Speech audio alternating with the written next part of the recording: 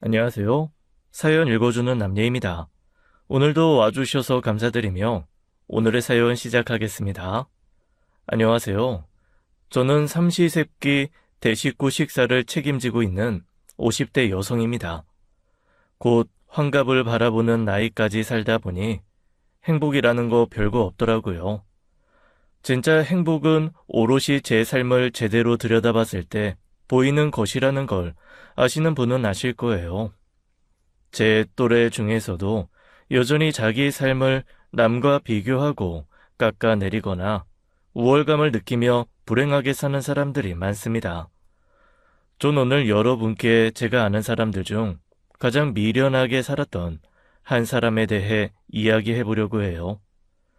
17년 전 남편을 먼저 보낸 후 혼자 아들 둘을 대학 졸업시키고 독립을 시켰어요. 사업을 했던 남편이 남기고 간 재산도 많았고 보험금도 있었기에 혼자서도 크게 그렇게 어렵지는 않았습니다.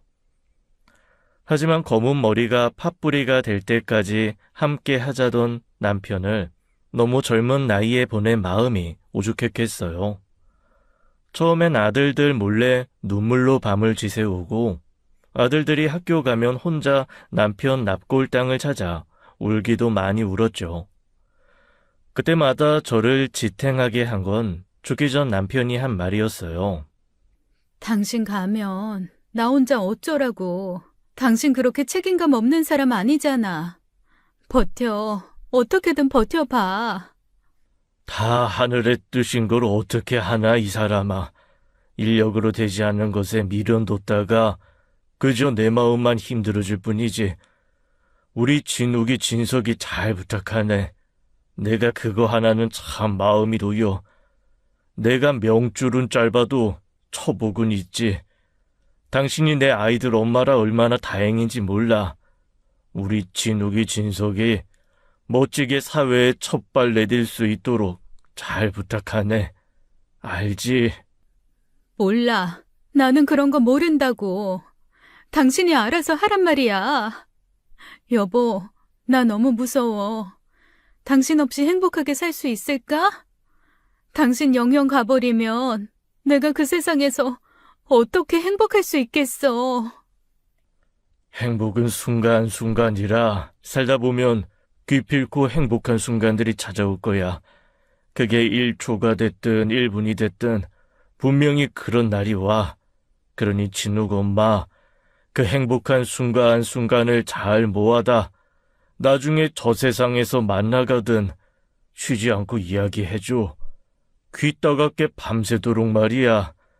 저 세상에서는 해도 뜨지 않고 해도 지지 않을 테니 날이 가는 줄도 모르게 들어줄 준비하고 있을게. 그 무심한 사람이 그렇게 가고 난 후 저는 하루하루 그 행복의 순간을 모으며 살았습니다. 나중에 저 세상에 가서 남편에게 해줄 말이 많으려면 많은 순간이 필요했어요. 그래서 매일 사소한 행복을 하나씩 기록하기 시작했고 그게 17년이라는 세월 동안 이어진 것이죠.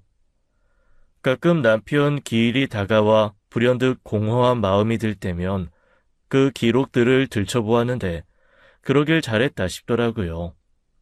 행복 정말 별거 없었어요.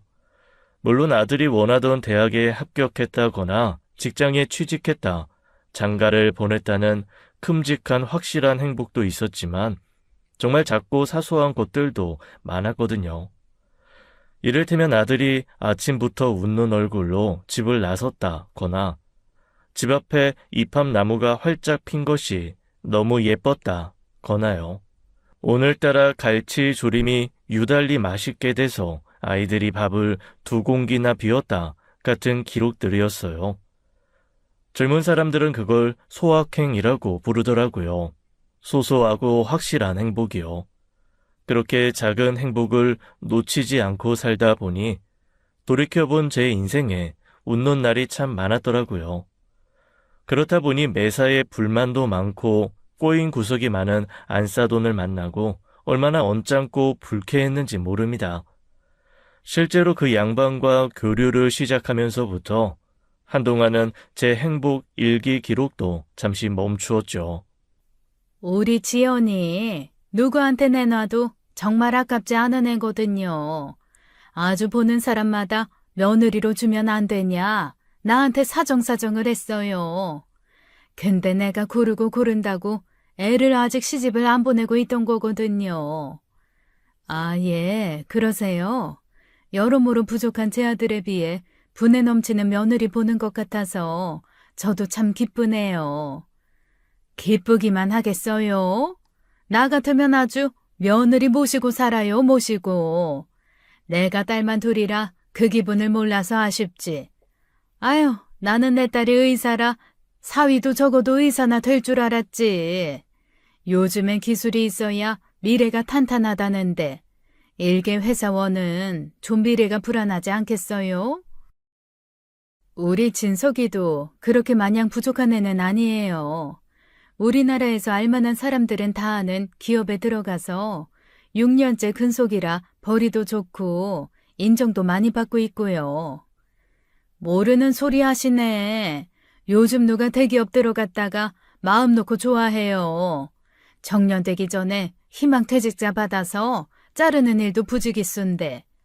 그러지 말고 지금이라도 다른 공부해서 평생 먹고 살 기술이라도 가졌으면 좋겠는데. 진서가 생각해봤니? 그래도 너 학교 다닐 때 공부는 잘했다며. 약대라도 들어가면 약사 그거 평생 한다. 우리 지연이 있으니 둘이 병원하고 약국하면 얼마나 좋겠어. 안사도는 정말 무례한 사람이었습니다. 정신없이 일만 하던 둘째 아들이 결혼할 여자가 생겼다길래 처음엔 그것만으로도 너무 좋았어요. 그런데 결혼할 여자가 대학병원 의사라고 하니 솔직히 좀 차이 나는 결혼은 아닌가 싶긴 했지요. 저희 아들도 서울 중상위권 대학을 나와 좋은 직장에 취직해 인정받고 살았지만 그래도 사회적 통념상 의사와 비비긴 어려웠으니까요. 아니나 다를까 의사 딸 가진 안싸돈 유세가 대단했습니다. 처음에야 저도 사람은 겸손해야 한다 싶어 우리 아들을 낮췄는데 듣자 하니 무척 기분이 나쁘더라고요. 결국 험한 말이 입 밖으로 나갈 뻔했는데 며느리가 그 순간 나서준 거예요. 엄마가 시집 안 보낸 게 아니라 내가 안 간 거야. 진석이 안 만났으면 앞으로도 갈 생각 없었고 평생 나 시집 보내는 게 소원인 엄마 입장에선 오히려 진석 씨 어머님께 감사해야 돼. 그런 식으로 말하지 마. 지연아, 너 굳이 그렇게 네 스스로 낮추지 않아도 돼. 과한 배려는 오히려 상대한테 예의가 없을 수도 있어. 세상 사람들 다 붙잡고 물어봐라. 너가 시집을 못 가서 안 간 건지. 내가 분명히 말했지. 그런 식으로 무례하게 굴면 나 결혼식 없이 그냥 살겠다고. 죄송해요, 어머님. 저희 어머니께서 어머님과 진석 씨한테 너무 무례했습니다. 어떻게 그런 사람 밑에서 저렇게 자랐나 싶게 며느리는 참 예의가 바른 아이였어요. 아들은 작년 건강검진을 받고 정밀검사 소견을 받아 대학병원에서 며느리를 만났다더라고요. 아들이 먼저 낯이 익다 싶어 이름을 물어보니 둘은 중학교 동창이었다는 겁니다. 둘 다 서울이 아니라 수원에서 자란 애들이었어요. 그런데 중학교 졸업 이후 거진 20년 만에 만났으니 정말 귀한 인연이었죠.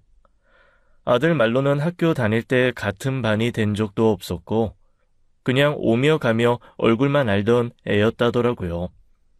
그런데 그 계기로 연락을 주고받다가 연인이 된 것이었습니다. 이러나 저러나 아들 몸에 큰 이상은 없었고 며느리를 얻었으니 저희에겐 너무 좋은 일이었어요. 안싸돈 자리가 좀 고약했지만요. 안싸돈은 이 결혼에 공동 명의의 집을 요구했습니다. 거기다 집도 혼수도 한 푼도 보탤 수 없다고 했죠. 의사 며느리 모시고 갈 거면 적어도 그만한 지참금은 필요하다며 끝까지 고개를 빳빳하게 세우더군요. 바깥사돈은 없는 정식 상견례는 아니었지만 현실적으로 결혼 준비에 관한 이야기를 하면서 갈등이 좀 있었어요. 그러다 보니 아들 결혼시킨다는 기쁨도 잠시 이 결혼을 꼭 시켜야 하나 싶더라고요. 진서가, 네가 여유 부릴 나이가 아닌 건 알지만 나는 이 결혼을 좀 물렀으면 싶다. 아까 지연이 어머님께서 하신 말씀 때문에 그러지? 그것 때문에 지연이도 너무 속상해하더라. 자세한 건 묻지 못했는데 잘하면서도 엄마랑 갈등이 좀 큰 것 같아. 갈등이 없을 수가 없겠더라. 생긴 건 얌전하고 다소곳할 것 같았는데 은근히 드세고 그저 내세우기 좋아하는 사람이던데. 안 그래도 지연이가 그 문제 알아서 해결하겠다고 했으니까 너무 걱정하지 마. 이 예상은 했는지 별로 놀란 기색도 없더라. 알아서 해결하고 와서 엄마한테 직접 말씀드린다고 했으니까 일단 기다려보게. 아니나 다를까 며칠 후 며느리는 직접 찾아와 제게 사정을 이야기했어요. 입에서 나오는 소리와 다르게 비교적 차분한 표정이라 저도 기분이 참 복잡 미묘했습니다. 며느리의 요지는 일단 표면적으로는 안싸돈이 하자고 하는 대로 해달라는 거였어요.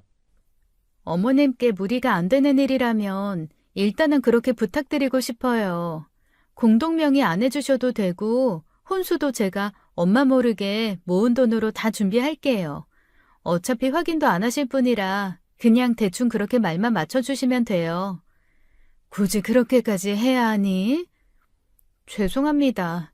솔직히 말하면 저 이 자리 어머님 앞에 서기까지 정말 고민 많이 했어요.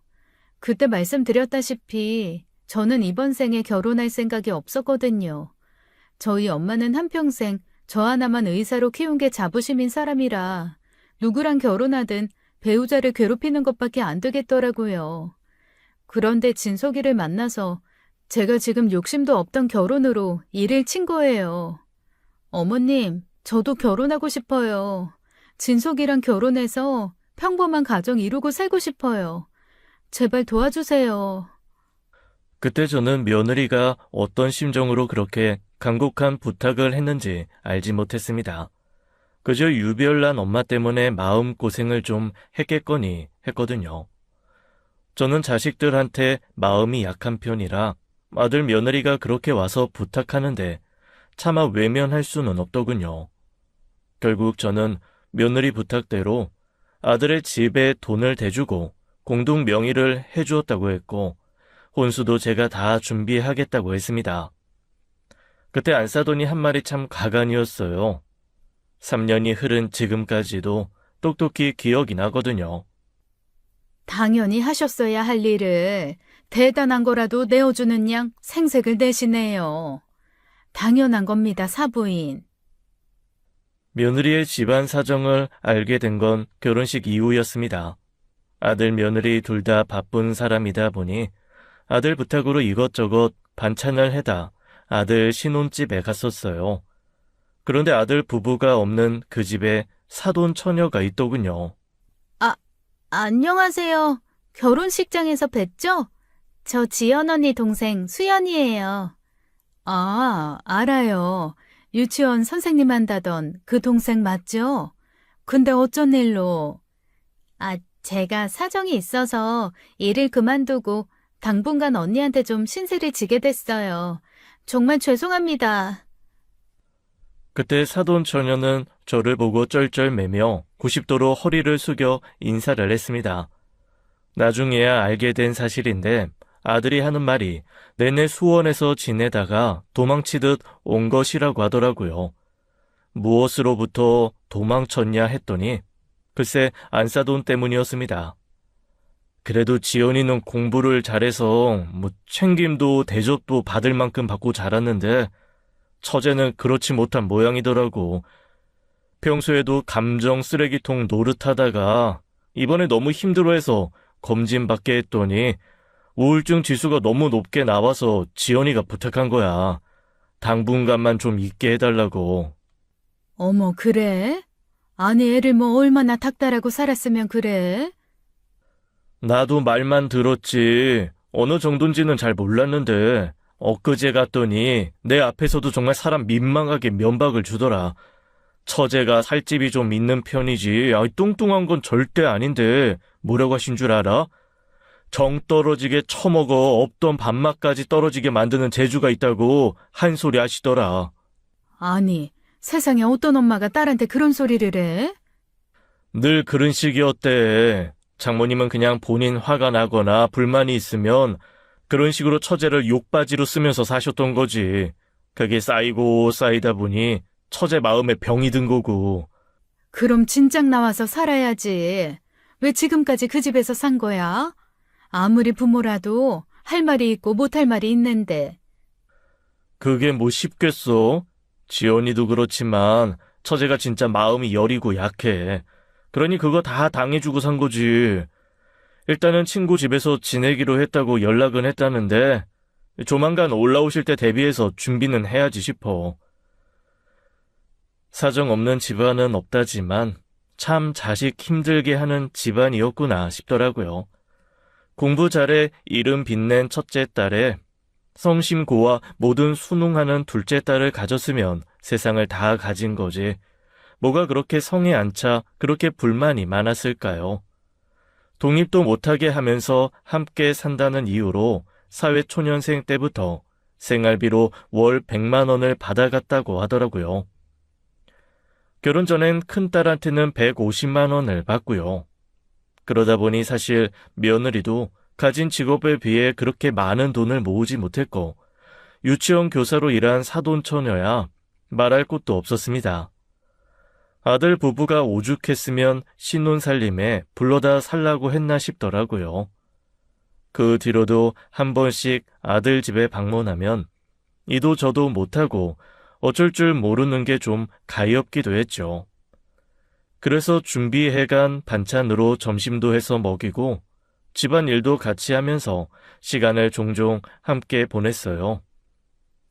아들만 둘이다 보니 딸과 그런 시간을 보낸 적이 없는 데다가 첫째 며느리도 둘째 며느리도 너무 바빠 그런 걸 함께 할 겨를도 없었습니다.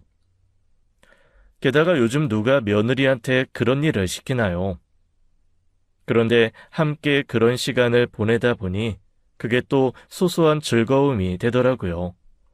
사돈 처녀한테도 제가 시킨 게 아니라 제가 이것저것 하고 있으니 자기가 거들겠다고 나선 거였어요. 집안일을 좀 많이 해본 솜씨네. 어쩜 그렇게 손끝이 야무져? 아니에요. 누구나 할 수 있는 건데요, 뭐. 아니야. 살림해본 사람은 그거 딱 보면 알아. 설거지 하나를 해도 물기 다 흘려놓고 미끌미끌한 거품 그대로 두는 사람이 얼마나 많은데. 빨래를 한 장 널어도 주름지게 넣는 사람도 부지기 쓰고. 내가 보기엔 사돈처녀 아주 실력자야. 사돈처녀 같은 딸이 있었으면 내가 업고 다녔지. 정말요? 저 그런 소리 처음 들어요. 참, 안사돈께서 칭찬에 박하신 분인가 보네. 안사돈은 한 번도 바깥일도 해본 적도 없다면서. 내내 집에서 살림하는 거 딸이 거들어주면 세상 고맙겠구만. 배가 부르셨다 부르셨어. 사돈처녀 앞에서만 하는 말이니까 다른 데서 말하지 마. 네, 그럼 사돈 어르신 혹시 오이냉국 좋아하세요? 제가 그거 진짜 잘하는데 형부도 진짜 맛있다고 했거든요. 제가 해드릴 테니까 집에 가서 좀 드실래요? 오이냉국? 그거 은근히 간 맞추고 맛내기 어려운 건데. 그럼 한번 맛 좀 볼까? 사돈처녀는 제가 한 번씩 방문할 때마다 눈에 띄게 안색이 밝아졌습니다. 제가 오이 냉국을 맛있게 먹자 다음엔 저 오는 날 기다렸다가 이것저것 솜씨를 발휘하더라고요. 아닌 게 아니라 살림 솜씨가 대단했습니다. 며느리는 사실 공부만 하느라 그렇게 살림을 잘하는 편은 아니었어요. 그건 제 아들도 마찬가지라 누굴 탓하거나 아쉬워할 일은 아니었죠. 그런데 사돈처녀는 어려서부터 집안일을 거들었다더니 어지간한 주부보다도 모든 면에서 월등하더군요. 괜찮은 청년이 있으면 소개시켜주고 싶을 정도로요. 그렇게 한두 달쯤 지났을 거예요. 그날은 모처럼 아들 부부가 함께 쉬는 날이었어요. 집을 비운 동안 집안일을 거들어 준 게 고맙다며 며느리가 백화점에서 비싼 옷 한 벌을 해준 날이었죠. 저는 그에 대한 보답으로 맛있는 밥을 사주었고요. 사돈 처녀까지 넷이서 즐거운 시간을 보내다 아들 집으로 와서 차를 마시던 중이었습니다. 그런데 갑자기 안사돈이 예고도 없이 찾아온 게 아니겠어요. 잠깐만. 사부인 아니야? 연락도 없이 갑자기. 며느리는 난색을 표하며 인터폰을 망연자실하게 쳐다보았어요. 그리고 보니 쉬는 날이 언제냐고 하길래 생각 없이 오늘이라고 말했단 걸 기억해내고 좌절했죠. 평소에 늘 안사돈 쪽으로 날카롭게 신경을 세우고 살았는데 요즘 들어 방심한 것 같다더라고요. 잘못한 것도 없이 저는 사돈 처녀를 데리고 일단 비상계단 쪽으로 숨을까 싶었습니다. 죄 지은 사람처럼 사돈 처녀와 이리저리 왔다 갔다 하며 우왕좌왕하자 며느리가 그러더라고요. 어머니, 그러지 마세요. 어머니께서 왜 저희 어머니를 피하세요? 잘못한 게 뭐가 있다고. 어머님은 와 계실 수도 있죠. 근데 수연이 너는 일단 방에 들어가 있는 게 좋겠다. 어쨌든 엄마한테는 친구 집에서 지낸다고 했는데 여기서 얼굴 보여봤자 좋은 소리 안 나올 거 분명하니까. 사돈 처녀는 며느리의 지시대로 쓰던 방에 들어가 문을 걸어 잠갔어요. 이윽고 안사돈이 올라왔는데 무슨 며칠 지낼 심산인지 커다란 옷가방을 가지고 왔더라고요. 집안에 들어서 저를 보고는 적잖이 놀란 듯 기가 막힌다는 표정으로 그러는 겁니다. 아무리 같은 서울 하늘 아래 있는 시댁이라지만 애들 쉬는 황금 같은 휴일에 찾아와서 시집살이라도 시키는 거예요? 그런 거 아니야. 평소에 어머님께서 도와주시는 거 많아 감사해서 부른 거야. 젊은 사람들이 도움받을 일이 뭐가 있어? 나이 든 사람이 젊은 사람 도움받으면 또 모를까? 그래도 오랜만에 뵀는데 인사는 나누시죠, 안사돈. 그간 잘 지내셨어요? 예, 뭐 보다시피요. 예, 나 한 일주일 있다가 가려니까 그렇게 알아라. 갑자기 그게 무슨 말이야? 예고도 없이. 나 여기 혼자 사는 거 아니고 진석 씨랑 같이 사는데 그러면 안 되지. 내가 내 딸 집에 와서 좀 지내겠다는데 뭐가 문제니? 진석아, 너 나 불편하니? 아유, 아닙니다, 장모님. 그냥 너무 갑작스러운 일이라 놀라서 그러는 거예요. 놀랐으면 찬물이나 좀 들이키고 말아라. 나도 좀 주고. 그 사이에 짐이 늘었나? 왜 이렇게 좁아 보여? 내가 이래서 40평형대는 돼야 한다고 했던 거야. 두 사람 살림에도 이 정도인데 애라도 낳으면 어쩌려고. 가만, 난 이쪽 방 쓰면 되려나? 근데 여긴 왜 안 열려? 사돈, 일단은 좀 앉죠. 앉아서 차 한 잔 좀 드세요. 예? 예, 뭐. 근데 차를 다들 먹고 있었나 보네요. 가만히 있어 보자. 왜 찻잔이 4개인가요? 네? 제가 한 잔 더 마신 겁니다. 차를 좋아해서. 그러고 보니 이 냄새. 우지연, 설마 수연이 여기 있니? 그게 무슨 말이야? 친구랑 살고 있는 수연이를 왜 여기서 찾아? 아닌데, 이거 수연이 냄새가 좀 있는데 너 내 코는 못 속여. 저기 잠긴 방문 저거 열어봐라. 진짜 엄마 왜 그래? 그럴 거면 가. 나와 봐. 안사돈은 이미 확신을 가지고 문고리를 잡았습니다. 그리고 거칠게 흔들어댔어요. 홀거워진 잠금장치가 안 열리고는 못 베길 정도로 아주 문을 잡아뜯을 생각인가 싶었습니다. 결국 문이 열렸고 그 작은 방에서 오갈 곳도 없이 웅크리고 앉아있던 사돈 처녀가 모습을 드러냈죠. 그러자 안사돈 안색이 싹 변하면서 좀 무슨 공포 영화 보는 줄 알았어요. 이거 봐, 이거 봐. 내가 이럴 줄 알았지. 너가 서울에 친구가 있다는 것부터가 이상하다 했어. 야, 우수연, 넌 참 낯짝도 두껍고 대단하다. 어떻게 여기 와서 네 언니 등에 빨대 꽂을 생각을 하냐? 내가 오라고 한 거야. 수연이 우울증이 너무 심해서 내가 일 그만두고 오라고 한 거라고. 우울증? 야, 제가 우울증이면 나는 우울증이다. 세상에 쟤처럼 팔자 좋게 사는 애가 어딨니? 공부로 스트레스를 받았겠냐? 돈으로 스트레스를 받았겠냐? 일자리 있지, 집에서 먹고 재워주지. 세상에 수연이 쟤처럼 팔자 좋은 애가 어딨냐고. 요즘 젊은 애들 뭐만 하면 우울증이다. 아주 말 많더니만. 아주 배가 불렀어. 야, 너 빨리 안 나와? 사돈, 잘 좀 좋게 하세요. 다 큰 애를 무슨 어린애 부리듯이 야야거리시는 거 보기 안 좋습니다. 제 자식 일에는 나서지 마세요. 저 누구보다도 자식 잘 키운 사람입니다. 어디 가서 내 딸 의사라고 하면 다들 그 비법이 뭐냐고 물어요. 그런 말이 아니잖아요. 너 빨리 짐 싸라. 그리고 당장 집으로 내려가. 안 그래도 네 아빠 혼자 있어서 아침 저녁 어떻게 할까 싶었는데 일을 안 하고 생활비를 안 낼 거면 밥벌이는 해야 하지 않겠니? 수연이 안 가.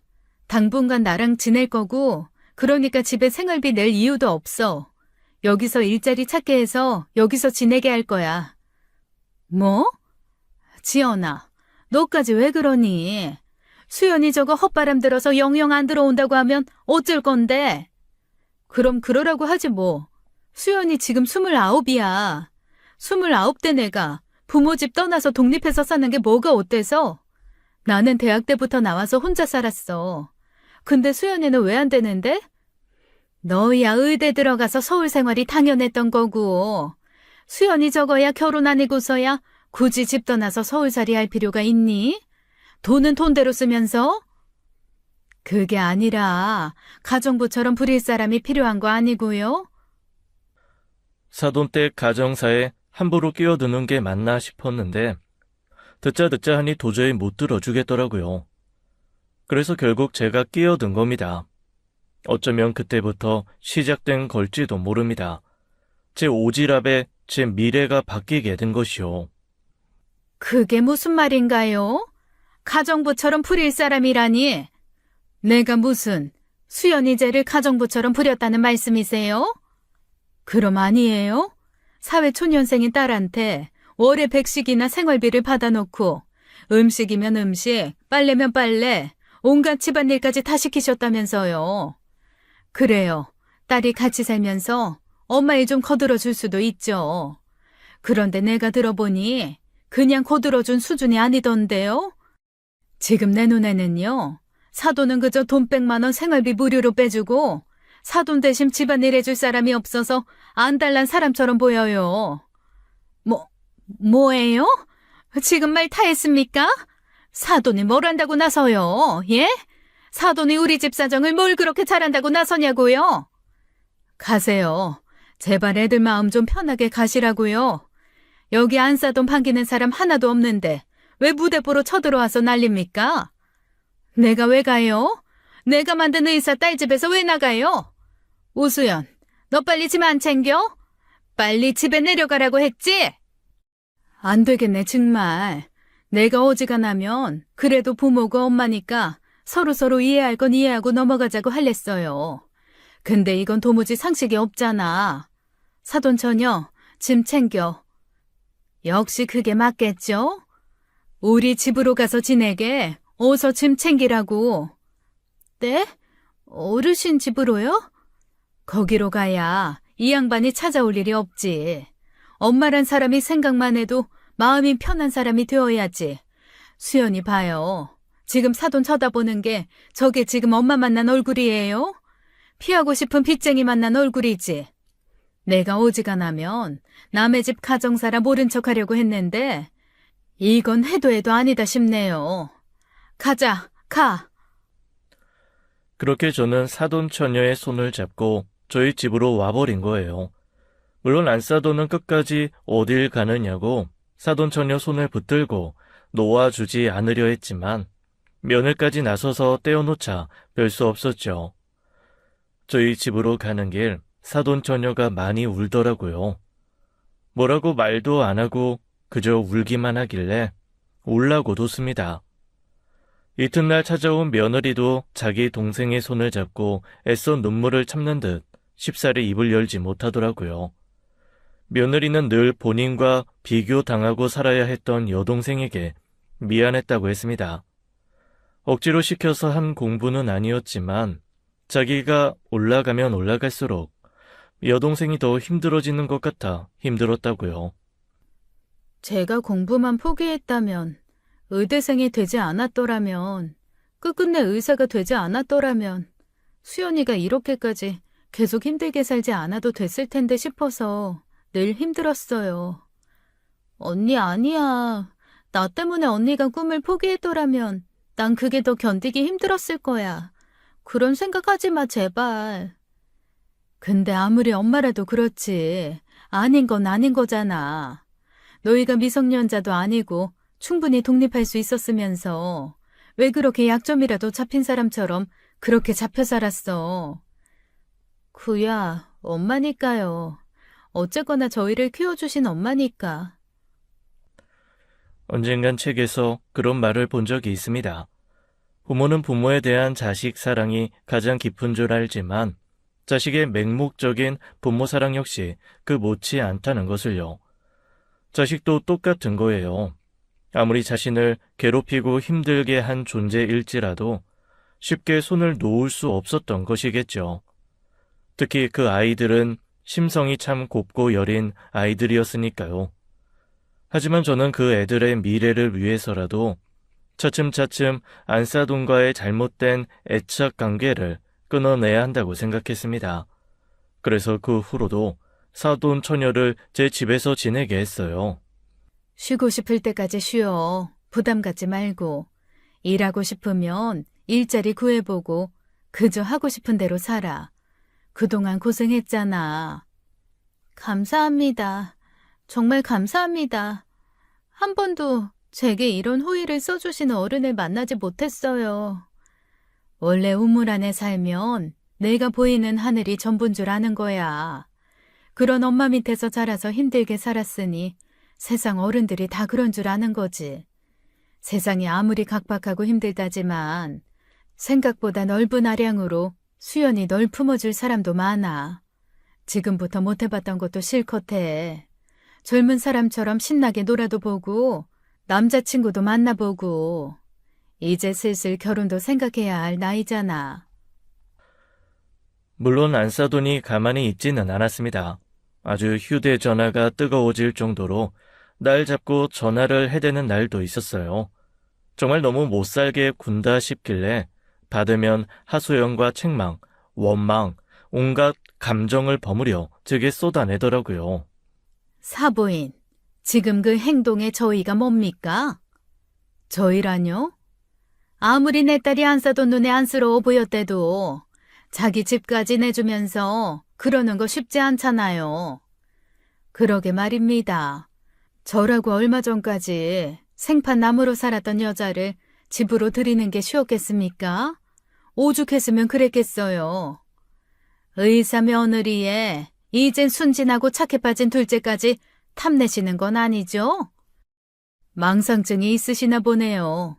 그리고 자꾸 의사 며느리 하는데 나 지금까지 지연이 들여서 살면서 의사 며느리 덕본 적 없네요. 내가 병원을 가길 했습니까? 안사돈처럼 의사 며느리한테 용돈을 받았습니까? 밖에서 의사 며느리 봤다는 얘기하는 것만으로도 덕본 거죠. 우리 딸 아니었으면 사돈이 언감생심 의사 며느리 받겠습니까? 큰아들도 큰며느리도 작은아들까지 그저 회사원이라면서요. 막말로요. 내가 있는 집이었으면 절대로 진석이한테 우리 애 안 보냈어요. 예, 어련하시겠어요. 마음대로 생각하십시오. 사부인 마음 편하실 대로 생각하시고 사세요. 도무지 말이 안 통하는 상대다 싶어 전화를 끊고 그 전화번호도 차단해버렸습니다. 안사돈은 그때 정말로 일주일 정도 머물다 갔고 그 후로도 일주일에 한 번꼴로는 찾아와 2, 3일씩 머물다 갔어요. 그때마다 연락을 끊고 제 집에 살고 있는 둘째 딸 뒷담화를 어찌나 찰지게 하는지 아들은 도저히 들어줄 수 없어 은근히 저녁에 집에 나갔다 들어오곤 했답니다. 그렇게 한 달쯤 지났을 거예요. 어느 날 저녁 갑자기 연락도 없이 아들이 혼자 찾아온 겁니다. 아들의 얼굴에는 수심이 가득했고 저는 직감적으로 무슨 일이 나도 났구나 싶더라고요. 무슨 일인데 그래? 또 안사돈 문제야? 그게 아니라 지연이가 왜? 지연이 임신했어. 뭐? 아니, 내년에나 가질 거라더니. 우리도 예기치 못한 일이라 당황스러운데 엄마 부탁이 있어. 그래, 뭐든 말해봐, 뭐든. 아기가 생겼으면 입이 귀에 걸려도 모자랄 판에 왜 죽상을 하고 와서 그래? 당분간 집에 들어와서 살고 싶어. 뭐? 합가? 그럼 너희 둘 다 집에 들어와서 살겠다는 거야? 아유, 그건 안 되지. 나도 나지만 지연이도 얼마나 불편한 일인데. 애가 아무리 나를 편하게 생각한다고 해도 시댁은 시댁이야. 너 그렇게 독단적으로 멋대로 판단하고 결정하면 안 되는 거야. 독단적으로 판단한 거 아니야. 지연이가 먼저 이야기 꺼낸 거지. 어머님 집에서 어머니랑 좀 살면 안 되겠냐고. 지연이가? 아니, 왜? 아무래도 장모님이 지연이 임신 사실을 알면 집으로 들어와 사실 것 같아. 뭐? 아니, 안사돈은 혼자도 아니고 바깥사돈이 있는데 어떻게 그래? 실은 지연이가 말씀드리기 싫어하는 것 같아 말씀을 못 드렸는데 두 분 사이가 그렇게 좋은 편은 아니야. 아무래도 두 분 사이에 복잡한 사정이 있는 것 같은데 그것까지는 잘 모르겠고 그것 때문에 이혼하고 같이 살고 싶다는 말을 농담처럼 몇 번 했던 모양이야. 앞전에 말도 없이 일주일 동안 머물다 가신 것도 그렇고 임신했다는 거 알면 이런저런 핑계로 눌러앉을 것 같다고 엄청 스트레스 받아 하더라고. 병원에서는 아무래도 유산 조짐이 있어 조심하라고 하고 우리도 고민 끝에 이야기 꺼낸 거야. 그게 정말이야? 아니, 대체 뭐 얼마나 스트레스가 심했으면. 아유, 알았어. 그럼 너가 쓰던 방 일단 청소해 둘 테니까 당분간 거기서 지내라. 그래도 다행이네. 수연이가 아직 일이 없어서 지연이 도와줄 수도 있고 말이야. 솔직히 저라고 왜 며느리랑 살고 싶었겠어요. 친자식인 아들 데리고 살라고 해도 힘든데요. 그럼에도 큰 고민 없이 받아들일 수 있었던 건 그 자매 사정이 워낙 딱하기 때문이었습니다. 이미 둘째 딸을 제 집에서 지내게 하고 있는데 며느리라고 못 거둘 거 있나요? 기약 없이 들어왔지만 일단 적어도 아이 낳을 때까지는 제 집에서 머물기로 한 것이죠. 물론 아들 부부는 안서돈에게도 그 사실을 전달했습니다. 반응이야 못 뻔하죠. 그야말로 난리가 난 거예요. 집을 해주는 것 같더니 결혼 1년도 안 돼 집을 뺏어 가느냐고. 결국 두 딸을 다 빼앗아갈 시커먼 속셈을 드러낸 거 아니냐고. 아주 저를 굉장한 파렴치한으로 몰았더군요. 조산 위험이 있어 일을 쉬고 두 자매가 모두 저희 집에서 종일 쉬게 되었는데 며느리가 임신 4개월 차가 됐을 무렵 아주 심각한 문제가 터지고 말았습니다. 안사돈이 아니라 바깥사돈으로부터 다급한 연락이 온 거예요. 예, 장인어른. 네? 장모님이요? 무슨 일이야? 무슨 일인데 그래? 장모님이... 아니야. 일단 내가 가볼게. 무슨 일이야? 아니야, 지연아. 일단 넌 있어. 내가 가볼게. 무슨 일이냐니까. 형부, 같이 가요. 제가 언니 대신 갈게요. 눈치 빠른 사돈 처녀가 아들과 함께 동행하기로 했습니다. 딱 봐도 솔직하게 말하면 며느리에게 문제가 될까 싶어 섣불리 말을 꺼내지 못하는 것 같았어요. 그렇게 급하게 두 사람이 나가고 난 후 수시간이 흐른 뒤에야 아들로부터 연락이 왔습니다. 알고 보니 안사돈은 수면제를 다량 복용해서 잘못된 선택을 시도한 모양이더라고요. 다행히 바깥 사돈이 금방 발견해 생명에는 지장이 없는 상태였습니다. 놀라 달려간 사위와 작은 딸을 보고도 안사돈은 첫째인 며느리만 찾았대요.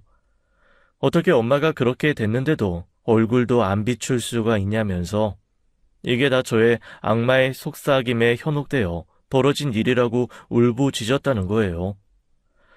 아들이 조상기가 있어서 미처 말하지 못하고 몰래 왔다고 했는데도 말이에요. 결국 잠자코 있던 바깥 사돈께서 며느리에게 직접 연락했고 며느리는 그 소식을 듣고 엄청난 충격을 받았습니다. 연락을 잠시 끊었다는 이유로 목숨을 끊으려 했던 안사돈의 행동에 며느리는 그날 바로 하혈했어요. 결국 애써 가진 첫 번째 아이를 하늘나라로 보내야 했죠. 지연아, 괜찮아. 아이는 언제든 가질 수 있어. 언제든. 이건 네 잘못도 그 누구의 잘못도 아니야. 그러니 네 탓도 누구의 탓도 하지 마.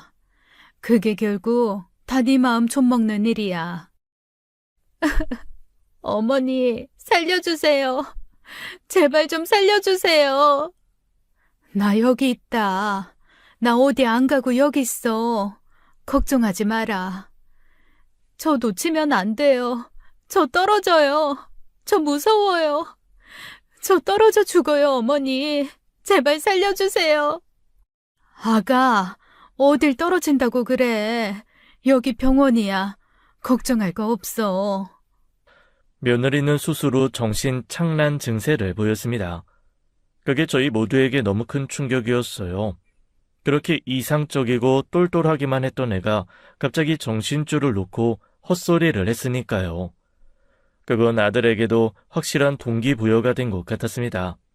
아들은 며느리의 유산을 두고 크게 자책했어요. 내가 더 확실히 지켜줬어야 하는데 다 저 때문이에요. 제가 조금만 더 현명하게 대처했더라면 이런 일은 일어나지 않았을 텐데. 그게 어떻게 진석이 네 탓이야. 너희 잘못 하나도 없다. 굳이 잘못한 사람을 따져 물으려면 안사돈 탓을 해야지. 그게 어떻게 니들 탓이야. 괴로워하는 아이들을 보니 정말 환장에 미칠 노릇이더군요. 바깥 사돈께만 며느리 소식을 전했는데 안사돈과 함께 오셨더라고요. 절대 안정을 취해야 할 환자라 면회가 안 된다고 했는데도 막무가내로 소란을 피우는 바람에 어쩔 수 없이 드려야 했죠. 안사돈은 며느리를 보자마자 세상에서 가장 큰 모정을 가진 사람처럼 오열하면서 들어오더군요. 아이고, 우리 지연이 어쩌면 좋아. 우리 지연이 어쩌면 좋아. 지연아, 내 새끼 많이 힘들었지? 엄마가 곁에 있어줘야 하는데, 엄마가 지연이 곁에 있어줘야 하는데. 이게 다 저 여자 탓이다. 저 여자가 엄마한테서 우리 지연이를 빼앗아가서 그래. 기가 막혀서 진짜. 어떡할 거야? 우리 지연이, 우리 손주 어떻게 할 거냐고. 책임져. 당장 책임지라고. 애초에 이런 결혼 시키는 게 아니었어. 이렇게 수준에 안 맞는 결혼 시키는 게 아니었다고. 내가 있는 집이었으면 이딴 집안에 이런 사위 들이지도 않았을 거라고. 안사돈은 눈이 돌아 내 어깨를 퍽퍽 치며 위협했습니다. 사돈 처녀가 황급히 막았지만 오히려 더 발버둥을 쳤죠. 그때였어요. 갑자기 며느리가 발작하듯 고함을 내지르는 게 아니겠어요. 그만! 지연아. 여보, 진서가 이혼해줘.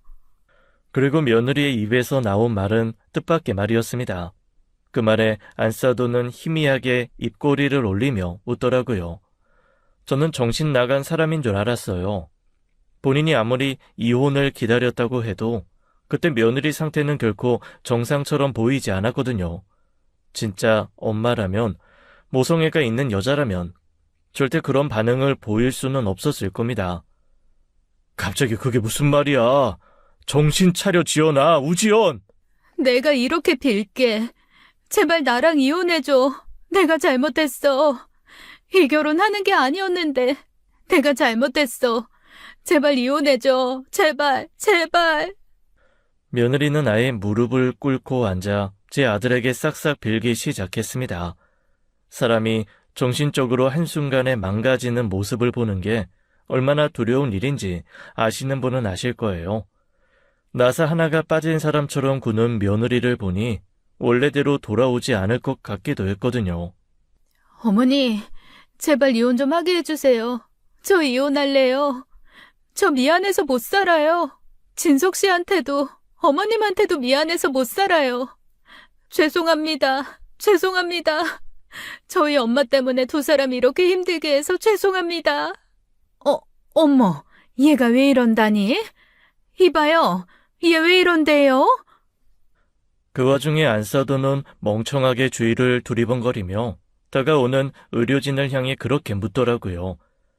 며느리를 진정시키기 위해 안사돈을 내보내야 했고 결국 바깥사돈의 손에 이끌려 끌려가다시피 나갔습니다. 저는 그 두 사람을 뒤따라 나와 정말 마지막이라는 심정으로 사람 대 사람으로 부모 대 부모로서 이야기를 했어요. 사부인, 제발 부탁입니다. 지연이 저러는 거 보셨으면 느끼는 바가 있으실 거 아니에요. 지연이 알게 모르게 마음에 상처가 참 많은 애예요.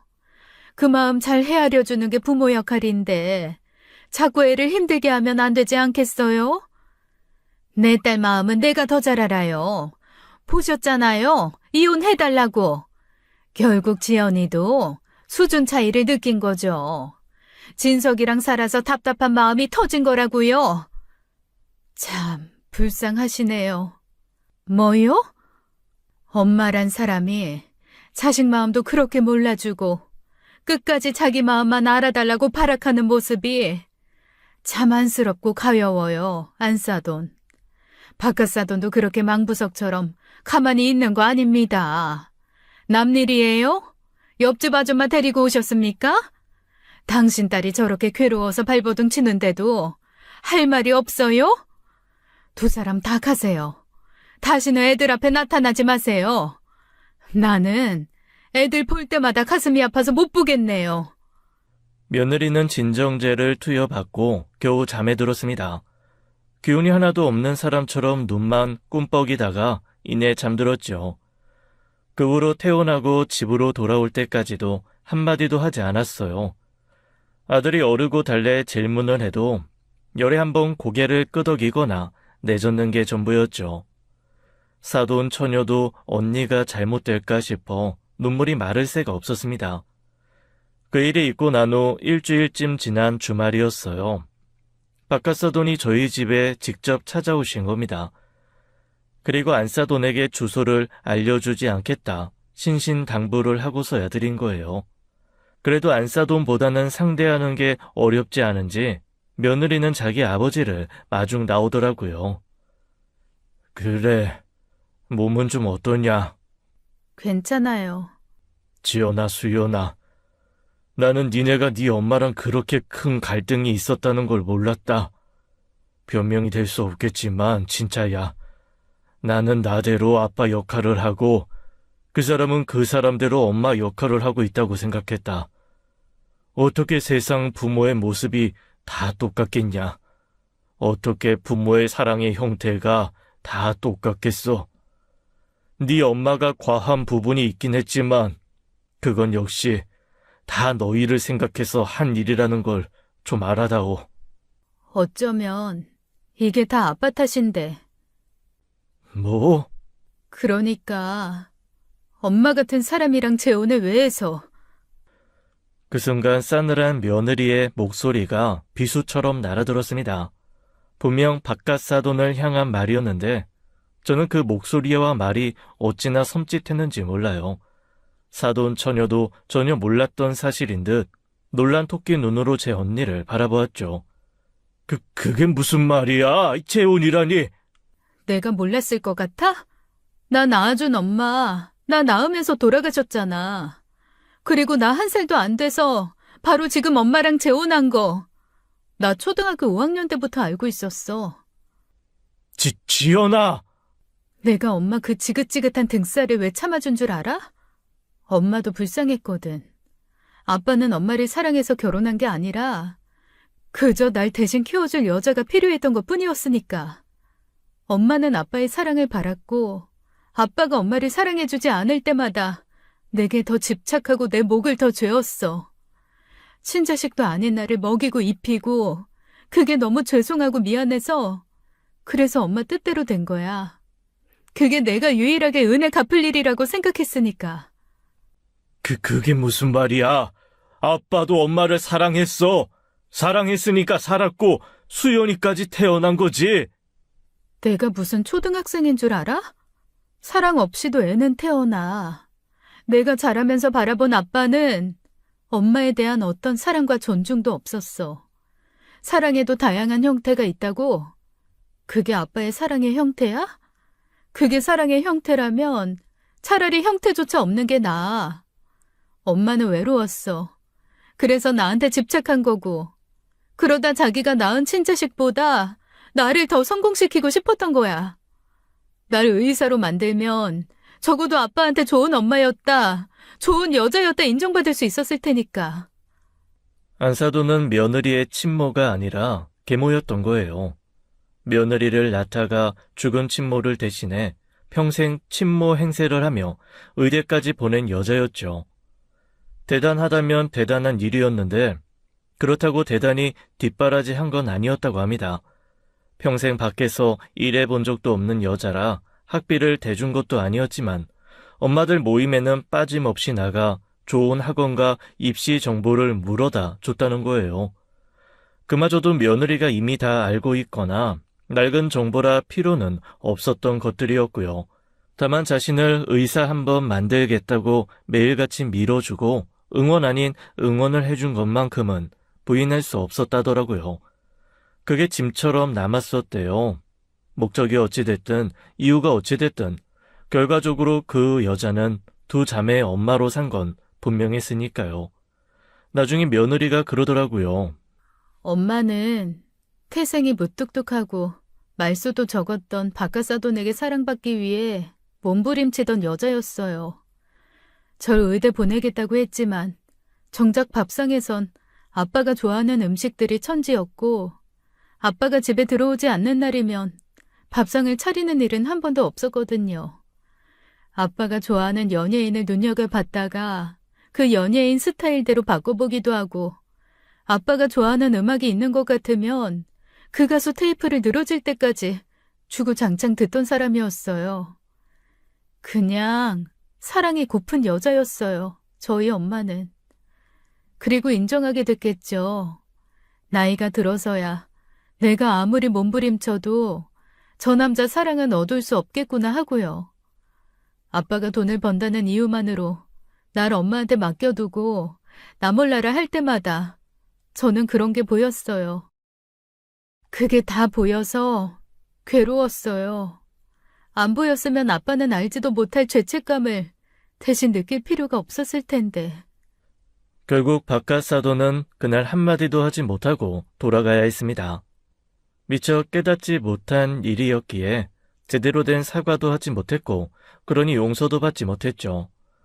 저는 부모로 살아본 사람인지라 바깥사돈의 마음이 이해가 되지 않은 건 아니었어요.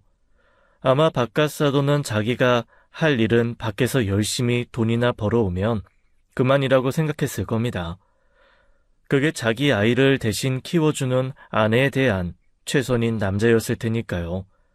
그 후로 한동안 사돈 쪽과는 연락도 하지 않고 지냈어요.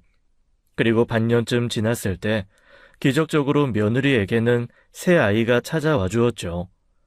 전례가 있다 보니 어떻게든 그 아이를 지키려고 온 가족이 작심하고 며느리에게 맞춰 살았습니다. 그러다 며느리의 임신 소식을 들은 안사돈이 제발 한 번만 만나달라 통사정을 했다는 거예요.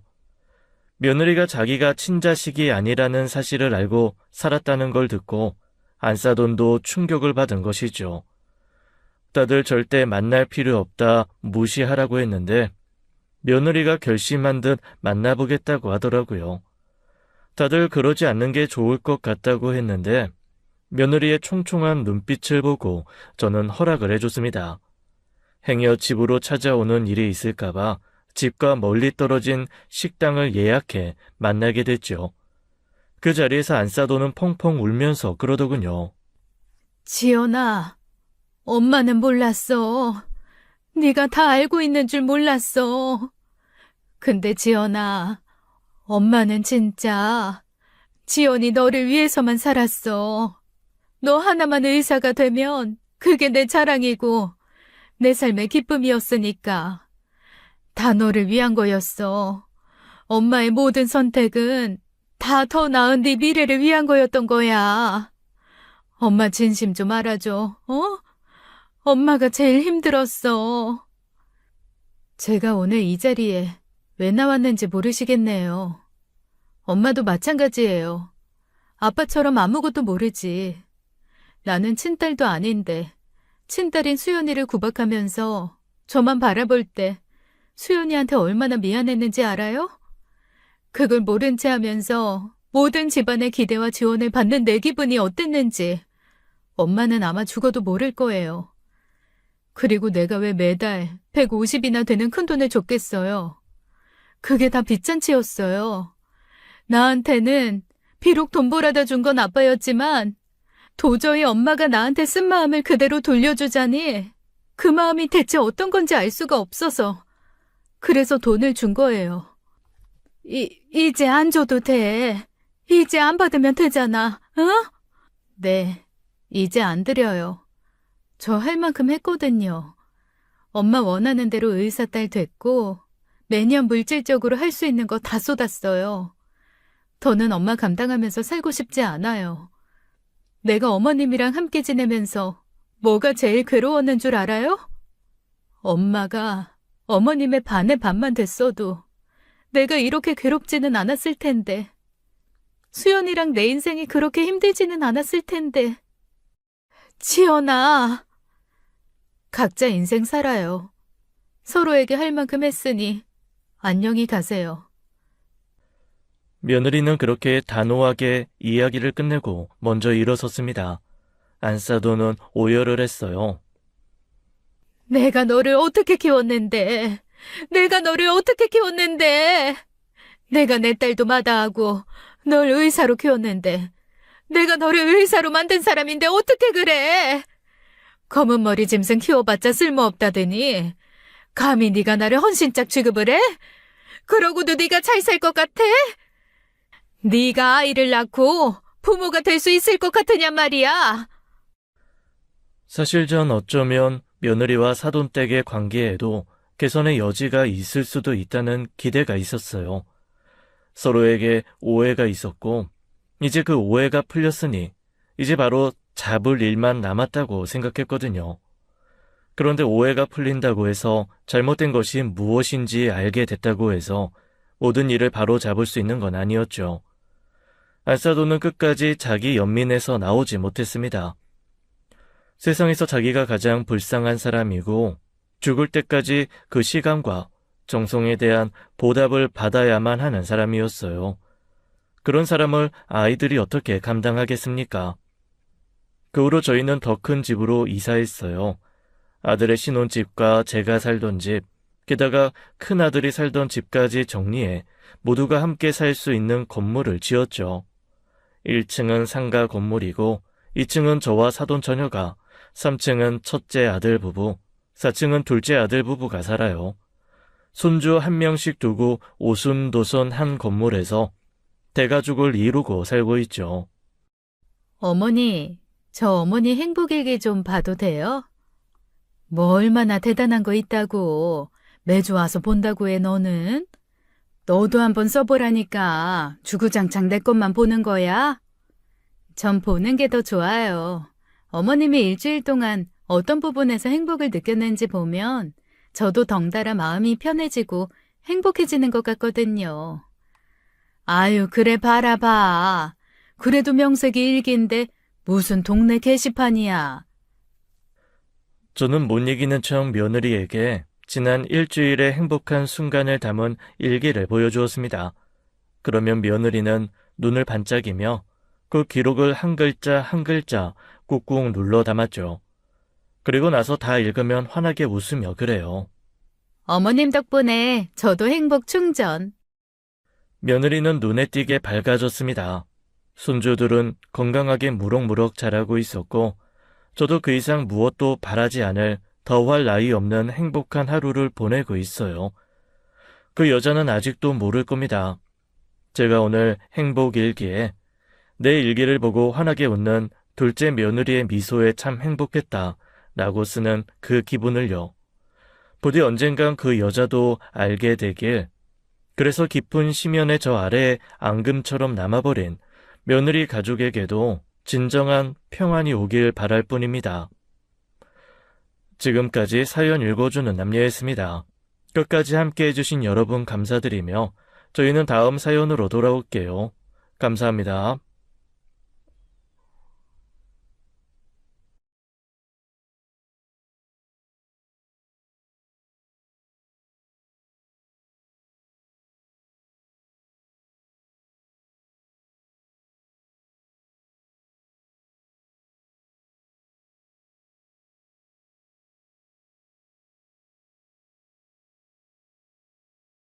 안녕하세요.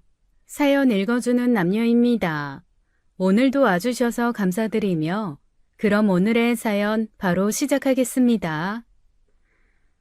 날카로운 손톱이 제 얼굴을 핥히는 순간 뜨거운 통증이 뺨을 타고 흘러내렸습니다. 제 피부가 찢어지는 느낌과 함께 따끔한 피가 턱까지 흘러내렸어요. 지나가던 사람들이 하나둘 멈춰서서 구경하기 시작했죠. 어디서 남자 냄새가 난다고 했더니 네 년이었구나. 꼬리가 길더니 결국 꼬리가 밟혔어. 네가 그놈이랑 붙어먹는 거 내가 다 봤다. 어디 감히 내 아들을 속여? 내 아들 뒤통수 치면서 내 아들 돈으로 잘도 살았지? 이 더러운 년. 시어머니는 가방에서 사진 뭉치를 꺼내 길거리에 마구 뿌렸어요. 제가 남자와 밥을 먹고 있는 사진들이었죠. 지나가던 사람들이 하나둘 모여들기 시작했습니다. 어머니, 이게 무슨, 대체 왜 이러세요? 미치셨어요? 그 순간 시어머니의 손이 제 머리채를 움켜쥐었어요. 머리가 뽑힐 것처럼 아팠습니다. 증거가 버젓이 있는데 거짓말이야? 네가 내 아들한테 한 짓을 생각하면 너 같은 년은 죽어도 싸다. 그래, 내가 오늘 네 정체 다 까발려주마. 동네방네 다 소문내주마. 세상 사람들, 이 여자가 자기 서방 두고 외간 남자와 놀아난 아주 더러운 년입니다. 그리고는 제 머리채를 있는 힘껏 흔들었습니다. 저는 그 힘의 중심을 잃고 도로 쪽으로 밀려버렸죠. 제 몸이 차도로 쓰러지는 그 순간이었어요. 빵! 귀청을 찢는 경적 소리와 함께 거대한 트럭이 제게 돌진해왔습니다. 시간이 멈춘 듯 느려졌죠. 트럭의 헤드라이트가 제 눈을 가득 채웠어요.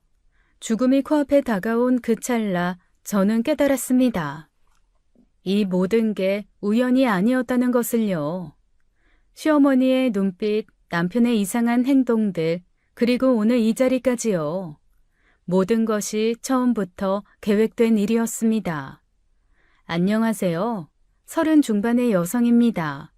저는 원래 이런 삶을 살던 사람이 아니었습니다. 6년 전 저는 평범한 회사원이었어요. 남편과 연애 3년 만에 결혼했죠. 시어머니도 처음엔 저를 예뻐해 주셨습니다. 우리 아들 복 받았다며 손을 꼭 잡아주시던 분이었어요. 2년 전 서준이가 태어났을 땐 더 좋아하셨죠. 저는 직장 다니면서도 시어머니께 잘하려고 정말 노력했습니다. 명절마다 정성껏 음식을 준비했어요. 생신도 빠짐없이 챙겼죠. 그런 제가 어쩌다 이 지경까지 왔을까요? 그날의 악몽은 그 사건으로부터 석 달 전부터 시작되었습니다. 석 달 전 어느 날 시어머니가 제안을 하나 하셨어요. 너 요즘 회사 일 많다며? 서준이 하원도 제대로 못 시키는 것 같던데. 내가 좀 도와주마. 애가 학원차에서 혼자 기다리는 거 보니까 안쓰럽더라. 어머니, 정말요? 그럼 너무 감사하죠. 제가 6시까지는 가는데 괜찮으세요? 뭐 내 손주니까 내가 봐주는 거지.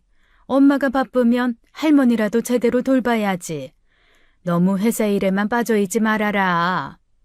그렇게 시어머니가 평일에는 서준이 하원을 도와주시기로 했어요.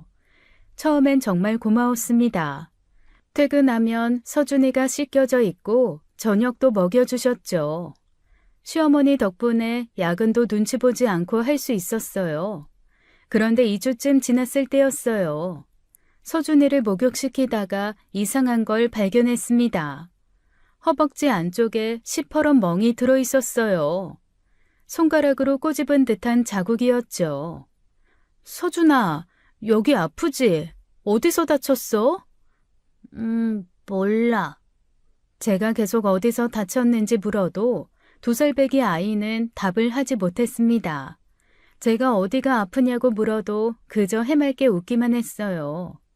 며칠 후 팔뚝에서도 비슷한 멍을 발견했어요. 불안한 마음에 어린이집에 전화를 걸었습니다. 선생님, 혹시 서준이가 어린이집에서 다친 적이 있나요? 몸에 멍이 좀 있어서요. 어머님, 저희도 그거 보고 여쭤보려고 했어요. 어린이집에선 절대 그런 일 없었거든요. 혹시 집에서 무슨 일이 있었나요? 서준이가 요즘 어린이집에서도 좀 위축된 것 같아서 걱정이었어요. 친구들이 다가가면 움츠러들고 그래요. 선생님 말씀에 가슴이 철렁 내려앉았습니다. 어린이집 아니라면 대체 어디서 생긴 상처란 말인가요? 집에는 저와 남편 그리고 시어머니 뿐인데요. 그날 밤 저는 잠을 이룰 수 없었어요. 서준이 몸의 멍들이 자꾸만 눈앞에 아른거렸습니다. 대체 누가 왜 우리 아이를 이렇게 만든 걸까요? 불안과 분노가 뒤섞여 가슴이 미어졌습니다. 새벽 3시가 되도록 뜬 눈으로 천장만 바라보았어요. 옆에서 새근새근 잠든 서준이의 숨소리가 유독 작게 느껴졌죠. 그리고 얼마 후 저는 범인을 알 수 있었습니다. 주말 아침 서준이가 할머니 집에 가야 한다는 말에 갑자기 울음을 터뜨렸습니다. 평소와 달리 심하게 울며 제 다리를 꼭 붙잡았어요. 서준아, 왜 그래? 할머니 집 가기 싫어? 왜? 할미가 아야 했어. 여기. 아이가 자기 허벅지를 가리키며 울먹였습니다. 그 순간 제 심장이 멈추는 것 같았어요. 설마 했던 의심이 확신으로 변하는 순간이었죠. 아이의 작은 몸에 난 멍들이 얼마나 아팠을지 생각하니 분노가 올라왔습니다. 저는 떨리는 손으로 남편에게 이 사실을 말했어요. 여보, 서준이가 할머니가 꼬집었다고 하는데 서준이 몸에 있던 멍, 어머니가 그러신 것 같아. 뭐? 아이, 그게 무슨 소리야. 우리 엄마가 왜 서준이를 꼬집어? 애가 뭘 잘못 알고 있는 거 아니야? 원래 애들은 아무 말이나 하기도 해. 설마 우리 엄마가 그런 짓을 왜 해? 아유, 그럴 리 없어. 남편의 반응에 답답했어요. 저는 직접 확인하기로 했습니다. 남편은 항상 그래왔어요. 시어머니 일이라면 무조건 감싸고 보는 게 먼저였죠. 제가 아무리 설명해도 귀를 막고 있는 것 같았습니다. 그날 오후 시어머니를 찾아갔어요. 어머니, 혹시 서준이 꼬집으신 적 있으세요? 아이 몸에 멍이 들어있어서요.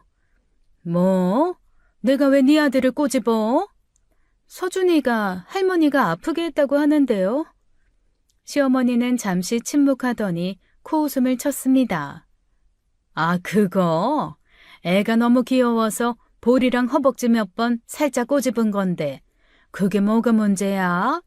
우리 때는 다 그랬어. 근데 요즘 애들 피부가 너무 약해서 금방 멍이 드나 보네. 어머니, 애가 얼마나 아팠겠어요. 멍이 들 정도면 살짝이 아니잖아요. 지금 너 나한테 큰 소리 치니? 지금 며느리가 시어머니 가르치려고 드는 거야? 내가 손주 하나 제대로 못 본다는 거냐? 이거야 원. 이게 바로 도와주고 욕먹는다는 경우구나.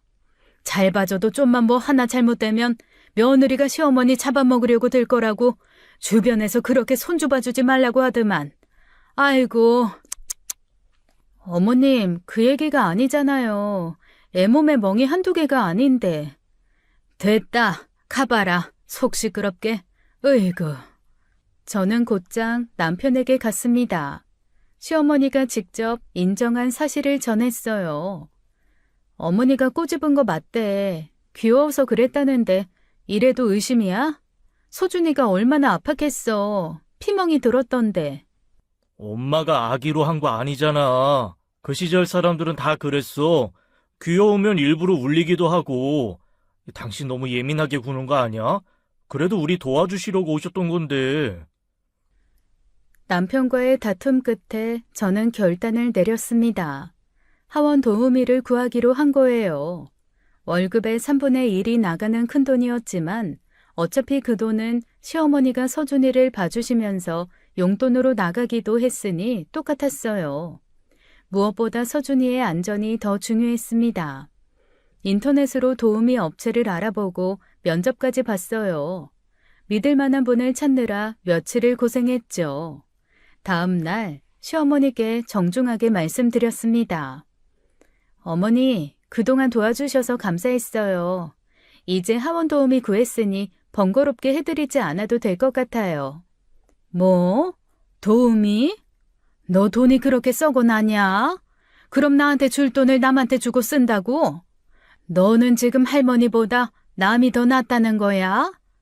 시어머니의 독설이 쏟아졌지만 저는 그냥 귀를 닫아버렸어요. 그날부터 시어머니와의 전쟁이 시작된 것 같았습니다. 평화롭던 일상이 산산조각 나는 순간이었죠. 하원 도우미를 쓴 지 일주일쯤 지났을 때였습니다. 평일 오후 회사에서 일하고 있는데 시어머니한테 전화가 왔어요. 지원아, 내가 반찬 좀 해왔는데 집에 아무도 없네. 비밀번호가 뭐니? 냉장고에 넣고 가야 하는데. 아, 어머니 반찬까지 해오셨어요? 감사해요. 비밀번호는 120호예요. 그래, 알았다. 전화를 끊고 불안한 마음이 들었지만 반찬 놓고 가신다니 괜찮겠지 싶었어요. 그날 저녁 6시 퇴근해서 집에 들어선 순간 이상한 느낌이 들었습니다. 뭔가 집안 분위기가 달랐어요. 거실을 지나 안방으로 들어가는 순간 저는 경악했습니다. 제가 아끼던 명품 가방이 사라져 있었어요. 화장대 위의 화장품들은 뚜껑이 열려 있거나 부서져 있었습니다. 립스틱은 부러져 있고 로션병은 깨져서 방 안에 향이 진동했어요. 옷장을 열어보니 더 충격적이었습니다. 제가 아끼던 실크 블라우스와 원피스에 김치 국물이 잔뜩 묻어 있었어요. 마치 일부러 김치를 문지른 것처럼 보였죠. 저는 떨리는 손으로 남편에게 전화했습니다. 여보, 우리 집에 도둑 든 것 같아.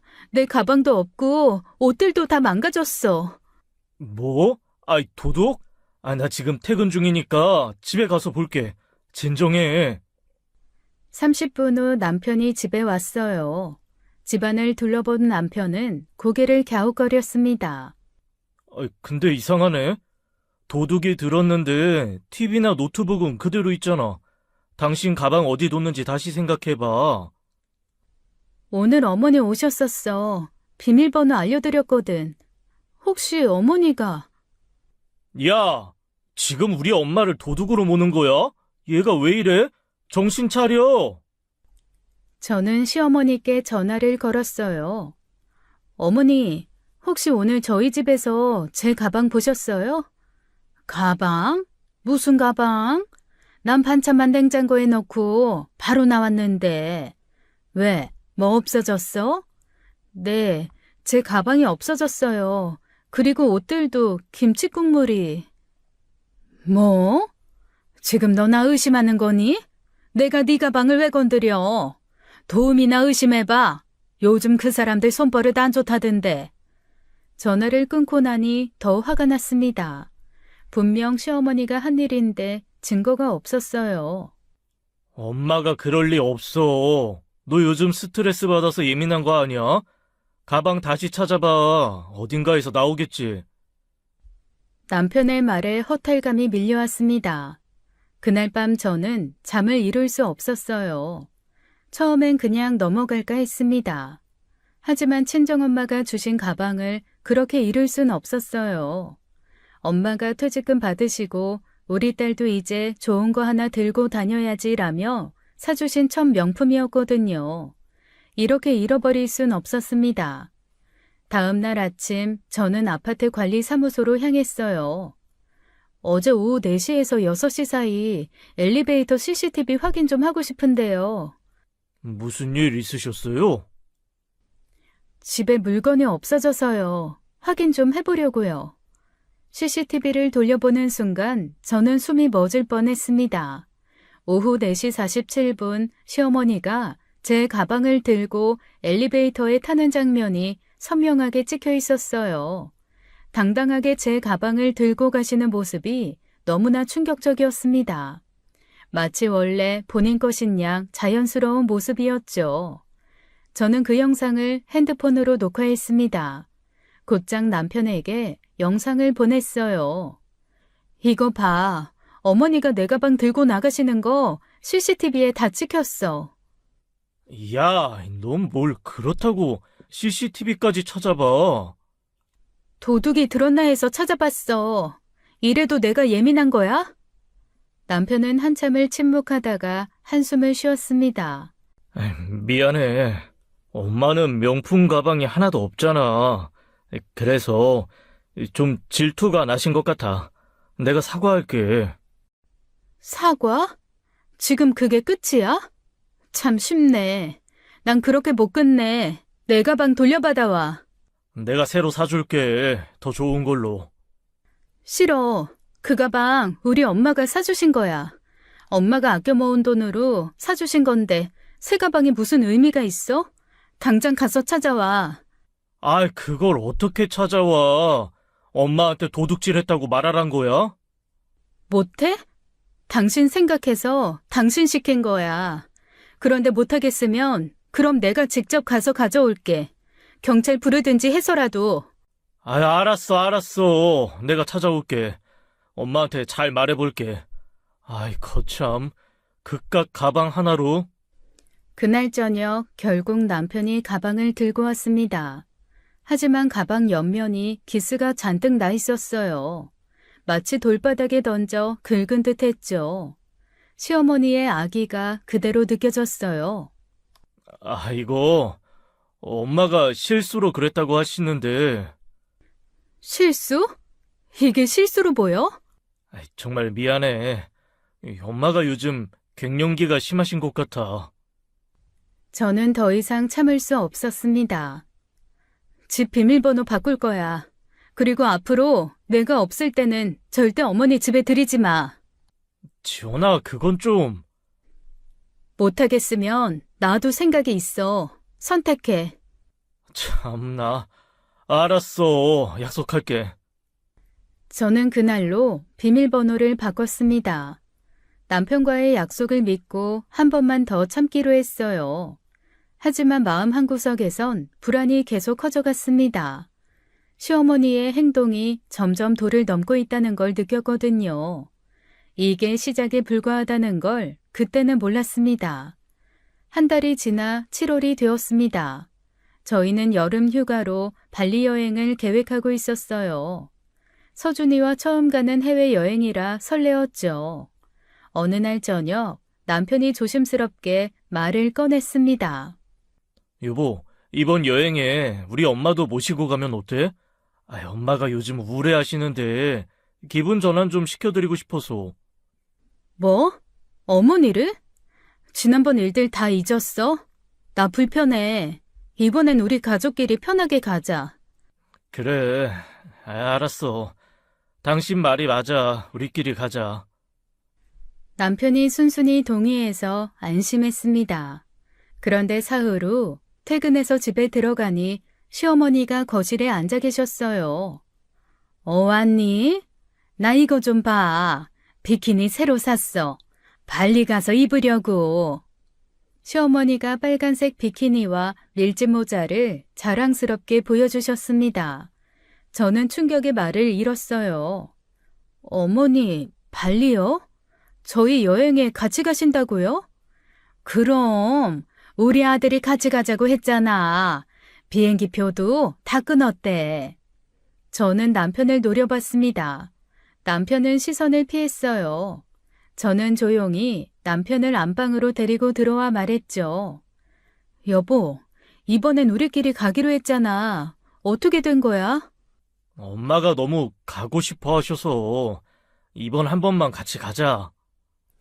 그때 시어머니가 안방문을 벌컥 열고 들어오셨습니다. 근데 아들, 나는 비행기 무서워. 제주도로 바꾸자. 제주도가 더 좋잖아. 어머니, 이미 발리로 숙소도 다 예약했어요. 환불도 안 돼요. 그리고 제주도도 비행기 타야 돼요. 됐다. 제주도는 짧게 타면 되잖아. 그리고 뭐가 안 돼? 취소하면 되지. 그냥 제주도로 바꿔라. 너는 내가 비행기 타다가 심장마비라도 오면 책임질 거니? 그럼 어머니는 다음에 제주도로 따로 모시고 갈게요. 이번엔 저희끼리. 그러자 시어머니가 그 자리에 주저앉아 갑자기 울기 시작했습니다. 아이고, 내 팔자야. 여보, 왜 그리 일찍 갔어? 며느리가 대놓고 시어머니를 이렇게 구박하는데 같이 가기 싫다고 대놓고 말하면 내가 뭐가 되는 거니? 차라리 죽어버려라. 이놈의 서러운 인생이 끝이 나지. 시어머니가 바닥에 주저앉아 대성통곡을 했어요. 남편이 당황해서 시어머니를 부축했습니다. 엄마, 울지 마세요. 제주도로 갈게요. 여보, 제발 한 번만 양보해줘. 진짜. 어머님 왜 그러세요? 엄마가 이러시는데 어떡해. 이번 한 번만, 제발. 저는 더 이상 말하고 싶지 않았습니다. 결국 발리 여행은 취소하고 제주도로 변경했어요. 숙소 취소 수수료만 50만 원이 나갔죠. 그날 밤 저는 생각했습니다. 갑자기 시어머니가 저렇게 애처럼 변하신 게 무슨 다른 일이 있는 게 아닐까 하고요. 제주도 출발 일주일 전 시어머니가 또 연락을 했습니다. 지원아, 내 친구들도 같이 가면 안 될까? 정이랑 순자가 나랑 같이 가고 싶다는데. 네? 친구분들까지요? 어머니, 그건 좀... 왜? 내 친구들이 뭐가 문제야? 걔들이 알아서 비용 낼 거니까 너희한테 피해 안 줘. 그리고 내가 제주도까지 가서 니들 부부랑 놀 거 같니? 나 그렇게 눈치 없는 시어머니 아니다. 내 친구랑 놀 거니까 그렇게 알아. 저는 남편에게 이 사실을 알렸어요. 어머니가 친구들도 데려간대. 이건 너무한 거 아니야?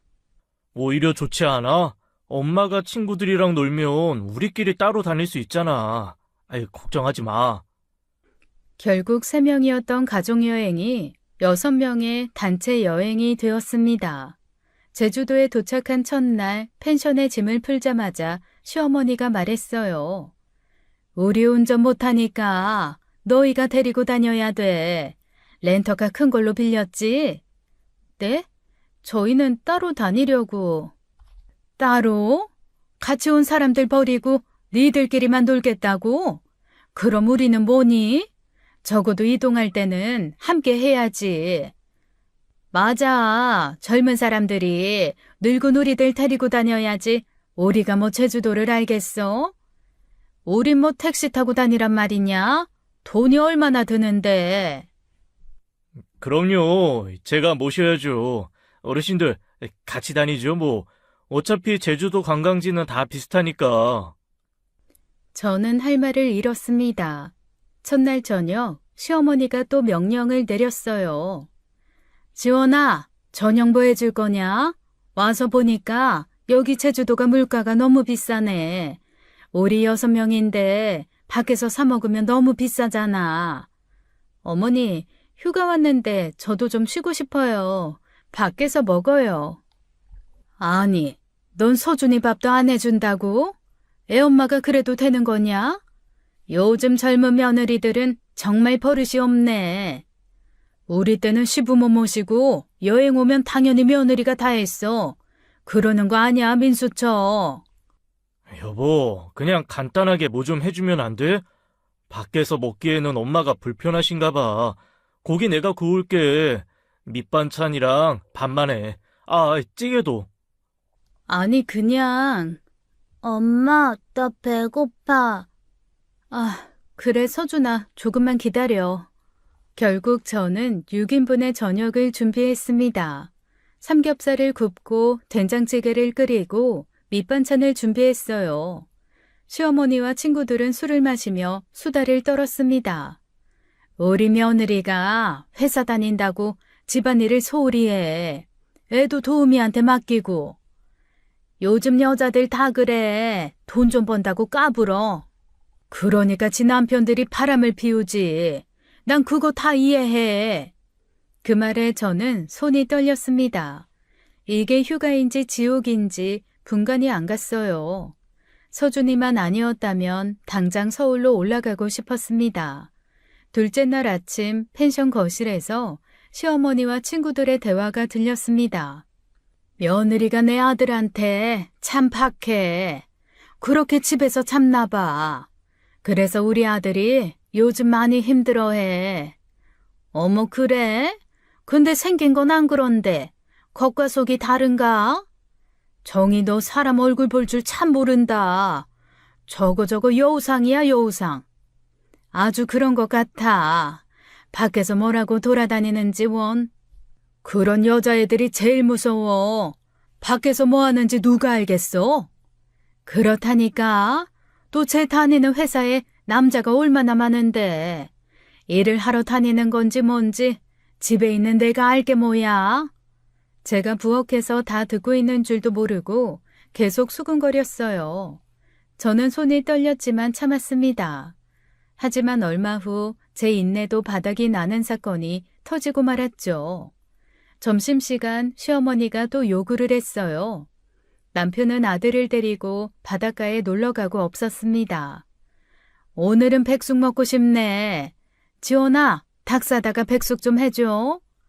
그냥 민수 씨 오면 나가서 뭐 먹어요. 어머님, 저도 이제 힘들어요.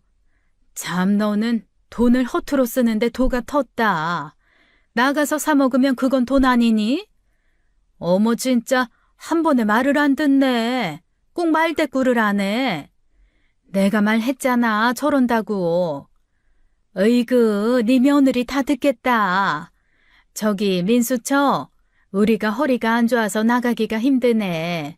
그냥 닭 한 마리 물에 넣고 푹 고아만 줘요. 소금만 있으면 돼. 네, 알겠습니다. 이마에 참을인을 새기며 저는 2시간 동안 정성껏 백숙을 끓였어요. 뜨거운 여름에 땀을 뻘뻘 흘리면서요. 그런데 상을 차려놓자 시어머니가 인상을 찌푸렸습니다. 애미야, 백숙은 못 먹겠다. 그거 이따가 서준이 들어오면 먹이고 우린 갈비찜 해다오. 네? 갈비찜이요? 어머님, 지금 백숙 다 만들었는데. 먹기 싫다잖니. 이 더운데 백숙을 어떻게 먹어? 이 더운데 이걸 만든 사람도 있어요, 어머님. 어머, 또 말대꾸하네. 넌 어떻게 한 번에 내 하는 법이 없니? 아이고, 그만요. 요즘 며느리들한테 그러다가 큰일 나. 민수처, 미안해요. 우리 그냥 백숙 먹을 테니까 그거 줘요. 진짜 마지막 인내를 짜내서 다 만든 백숙을 차려드렸죠. 그런데 식사를 하면서 시어머니가 친구들과 나누는 대화에 결국 제 인내가 폭발한 거예요. 지원 씨는 참 남자들이 좋아하게 생겼네. 회사에서 인기 많죠? 그러게, 딱 남자 고시기 좋게 생겼어. 민수가 조심해야겠는데? 우리 아들이 너무 착해서 문제야. 여자 관리를 못해. 그 순간 저는 더 이상 참을 수 없었습니다. 지금 저한테 무슨 말씀하시는 거예요? 휴가까지 와서 땀 흘리면서 식사에다 드리고 있잖아요. 제가 뭘 잘못했다고 이러세요? 어머, 너 왜 그러니? 내가 친구들끼리 그냥 하는 얘기인데 우리 뭐 네 비위 맞추며 입 다물고 있어야 하니? 맞아, 민수처가 진짜 예민하네. 이거 찔리는 게 있는 거 아니야? 양심이 있으면 이 자리에서 승질 못 내지. 저건 양심도 없네 없어. 됐습니다. 저는 더 이상 못하겠네요. 저는 자리에서 일어났습니다. 방에 가서 짐을 쌌어요. 그리고 바닷가로가 남편과 함께 있는 서준이를 안았습니다. 아니, 뭐해? 어디가? 서울 올라갈 거야. 넌 어머니랑 재밌게 놀다 와. 갑자기 왜 이래? 무슨 일 있었어? 네 엄마랑 친구들이 날 대체 뭘로 보는지 내가 진짜 못 참겠다. 궁금하면 네 엄마한테 물어봐. 난 노력 많이 했어. 근데 이제 더는 못 참아. 여보! 저는 서준이를 데리고 택시를 타고 공항으로 갔습니다. 그날 밤 비행기로 서울에 도착했어요. 핸드폰은 꺼버렸습니다. 남편과 시어머니의 연락을 받고 싶지 않았거든요. 다음날 아침 9시 현관문이 거칠게 열렸습니다. 남편이 서울로 올라온 거였어요. 너 지금 이게 뭐 하는 짓이야? 어른들 앞에서 이게 무슨 버르장머리냐? 그리고 가버리면 내 입장은 뭐가 돼? 버르장머리? 네 엄마랑 친구들이 날 어떻게 취급했는지 다 듣고 이러니? 하인도 그렇게 부리지 않아. 기껏 거기 가서 식사 다 해서 바쳤더니 뭐? 내가 여우상?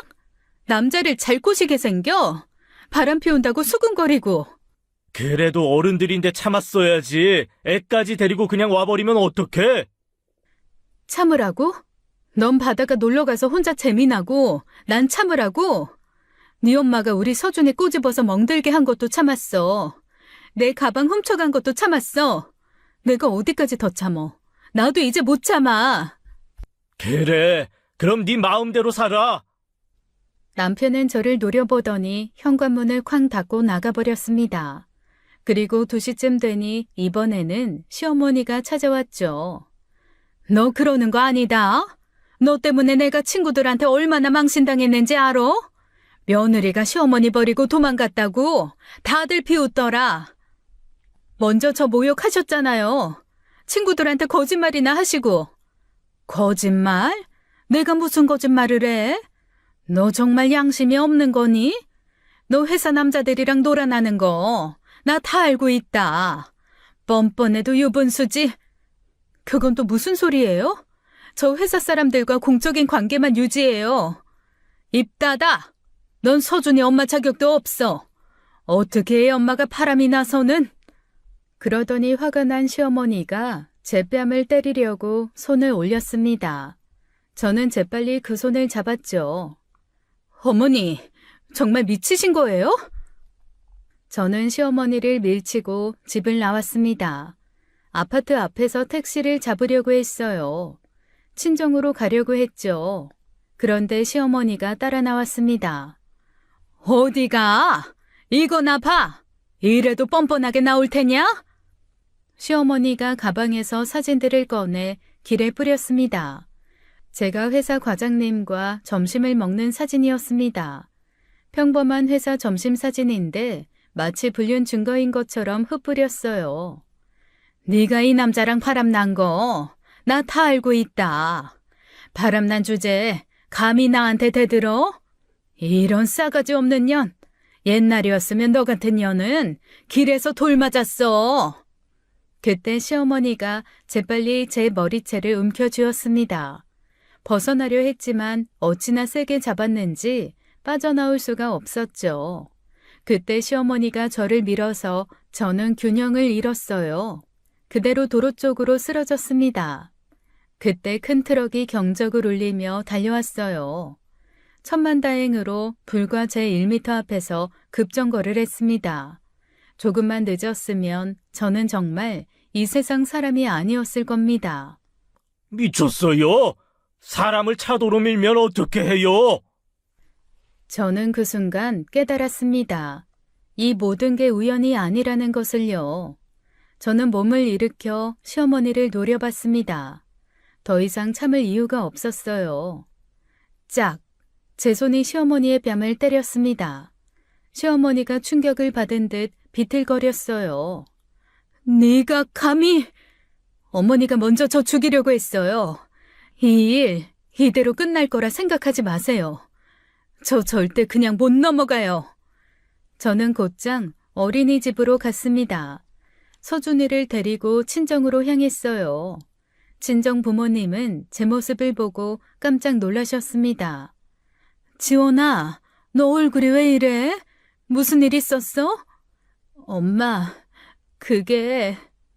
저는 친정 부모님에게 그동안 있었던 일, 오늘 있었던 일 모두 다 말했어요. 친정 부모님이 대노하셨어요. 그날 저녁 아버지가 남편을 불렀습니다. 안 싸더니 내 딸을 폭행했다고? 이게 뭔가? 제대로 설명해봐. 설명은 무슨 설명을 해? 자네 진짜 실망했네. 이럴 거면 갈라서 내가 좋게 화해하고 끝내라고 할 줄 알았나? 죄송합니다, 아버님, 어머님. 정말 죄송합니다. 죄송? 지원이가 죽을 뻔했는데 지금 이게 죄송으로 끝날 일이야? 됐고, 갈라서. 나 더는 자네 집에 내 딸 못 보내. 무서워서 못 보내. 남편은 고개를 숙였습니다. 그리고 저를 따로 불러냈어요. 여보, 미안해. 이건 진짜 엄마가 너무 심했다. 내가 대신 사과할게. 됐어. 이제 와서 사과를 해? 그럼 그동안은 뭐였는데? 사실 엄마가 요즘 정신적으로 불안정해. 병원 가보니 심한 우울증이래. 망상 장애도 있으신 것 같고. 서준이 학대하고 내 물건 훔치고 폭행하고 거기다 날 불륜이어 취급하다가 죽일 뻔했어. 그게 다 우울증이다. 망상이다. 참 속 편한 병이네. 그거 하나로 퉁치면 되니까. 헛소리 할 거면 나가. 변명을 하려거든 좀 더 그럴싸하게 해. 그래야 성이라도 인정받지. 남편이 한숨을 쉬며 말했습니다. 그래, 알았어. 변명 안 할게. 지원아, 솔직히 우리 이혼하자. 네가 계속 엄마랑 부딪히면 너도 힘들고 나도 힘들어. 엄마는 앞으로도 계속 너 괴롭힐 거야. 엄마는 안 변할 테니까. 내가 고민 많이 했는데 이게 서로를 위한 거야. 네가 엄마한테 계속 시달리는 것보다 그냥 우리가 깨끗하게 헤어지는 게 나아. 뭐라고? 이혼? 저는 어이가 없었습니다. 막말로 제가 지금 하려고 한 말을 남편이 먼저 선수쳐서 말하니 어이가 없었죠. 서준이 양육권은 네가 가져. 재산도 네가 유리하게 나눠줄게. 위자료도 충분히 줄 테니까 조용히 합의 이혼하자. 지금 이혼 요구하는 거지? 맞지? 다른 방법이 없잖아. 엄마가 저러는데. 남편의 말이 이상했습니다. 너무 쉽게 이혼을 말하는 것도 그렇고 양육권과 재산을 순순히 포기하는 것도 수상했어요. 이 순간 저는 남편이 뭔가 숨기는 게 있다고 느껴졌습니다. 제 촉이 말했죠. 저는 일단 알겠다고 대답하고 남편을 돌려보냈습니다. 하지만 마음 한구석에 계속 의심이 남았어요. 3년을 연애했고 6년을 함께 살았습니다. 남편이 어떤 사람인지는 저도 대충 알고 있어요. 하지만 그 행동이 너무나 수상했습니다. 양육권도 재산도 모두 제게 양보하겠다는 게 미심쩍었죠. 특히 돈을 쉽게 포기할 인간이 절대 아니었거든요. 그날 밤 저는 결심했어요. 남편을 조사해보기로 한 거예요. 다음 날 아침 인터넷으로 찾은 흥신소에 전화를 걸었습니다. 남편의 행적을 일주일간 조사해달라고 의뢰했어요. 의뢰 비용이 적지 않았지만 뭔가 찝찝한 이 더러운 기분을 풀어야 했습니다. 왜 남편이 갑자기 이혼을 원하는지 알고 싶었어요. 시어머니와의 갈등에서 저를 보호하고 싶다는 헛소리 말고요. 일주일째 되는 날이었어요. 오후 3시쯤 흥신소에서 전화가 왔습니다. 중요한 걸 발견했다며 사무실로 오라고 했어요. 불안한 마음으로 흥신소를 찾아갔습니다. 담당자가 노트북을 열어 사진을 보여줬어요. 역시나 제 의심이 맞았습니다. 남편에게 무언가 있었던 거죠. 남편이 젊은 여자와 팔짱을 끼고 걷는 사진이었어요. 여자는 20대 중반쯤으로 보였습니다. 두 사람이 호텔 로비로 들어가는 장면이었어요. 시간을 보니 평일 점심시간이었어요. 남편이 회사에 있어야 할 시간이었죠. 동영상도 있었습니다. 호텔 엘리베이터 안에서 두 사람이 키스하는 장면이었어요. 흥신소에서 호텔 엘리베이터 CCTV 영상까지 찾아줬더군요. 제 손이 떨리기 시작했습니다. 남편이 바람을 피우고 있었던 거예요. 모든 퍼즐이 맞춰지기 시작했습니다. 남편이 급하게 이혼하려는 이유가 이것이었어요. 시어머니와의 갈등을 핑계로 저를 내보내려 한 거였죠. 그 여자와 새 출발을 하고 싶었던 거예요. 저는 바로 시어머니 집으로 향했습니다. 초인종을 누르니 시어머니가 문을 열었습니다. 뭐야? 네가 왜 여기 왔냐? 왜? 민수가 이혼하자니까 무섭디? 아니요. 무서울 게 뭐 있어요. 어머니, 뭐 물어볼 게 있어서 왔어요. 그동안 저 미워하신 이유가 제가 바람나서였어요? 뭐야? 그래. 그랬다. 네가 우리 아들 뒤통수 치고 바람 피우는데 가만히 있을 줄 알았어? 못된 년, 내 아들을 두고 딴 놈이랑 놀아나? 천벌받을 년.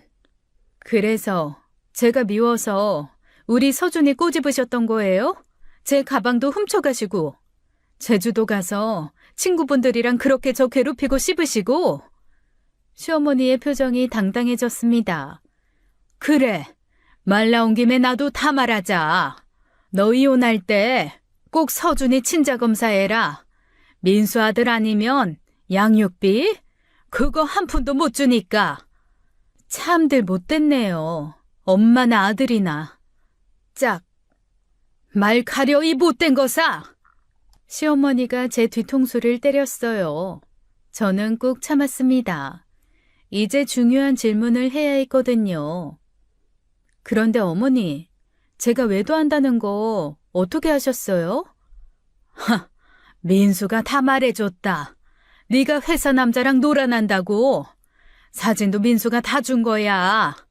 넌 민수가 멍청해 보였지? 속일 수 있다고 생각했지?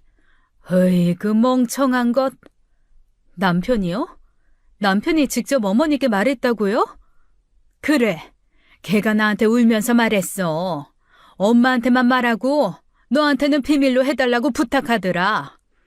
으이그 착해 빠진 놈. 근데 나는 열불이 나서 못 참겠더라고. 내 아들이 불쌍해서. 짝. 그 순간 시어머니가 또 제 머리를 때리려 했습니다. 하지만 이번엔 제가 그 손을 잡았죠. 저는 침착하게 가방에서 핸드폰을 꺼냈어요.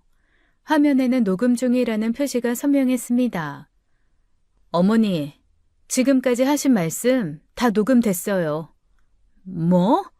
이거 너 이걸 왜 녹음해? 시어머니가 핸드폰을 뺏으려고 했지만 저는 피했습니다.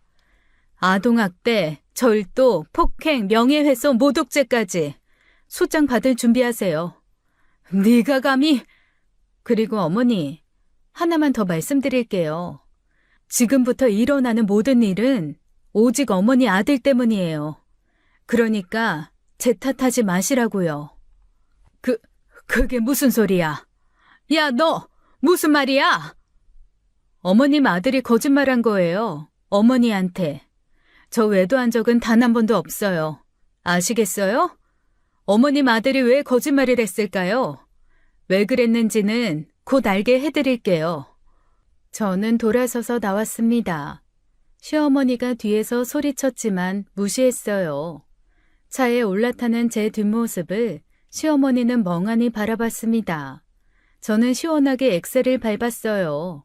이제 본격적인 복수가 시작될 차례였습니다.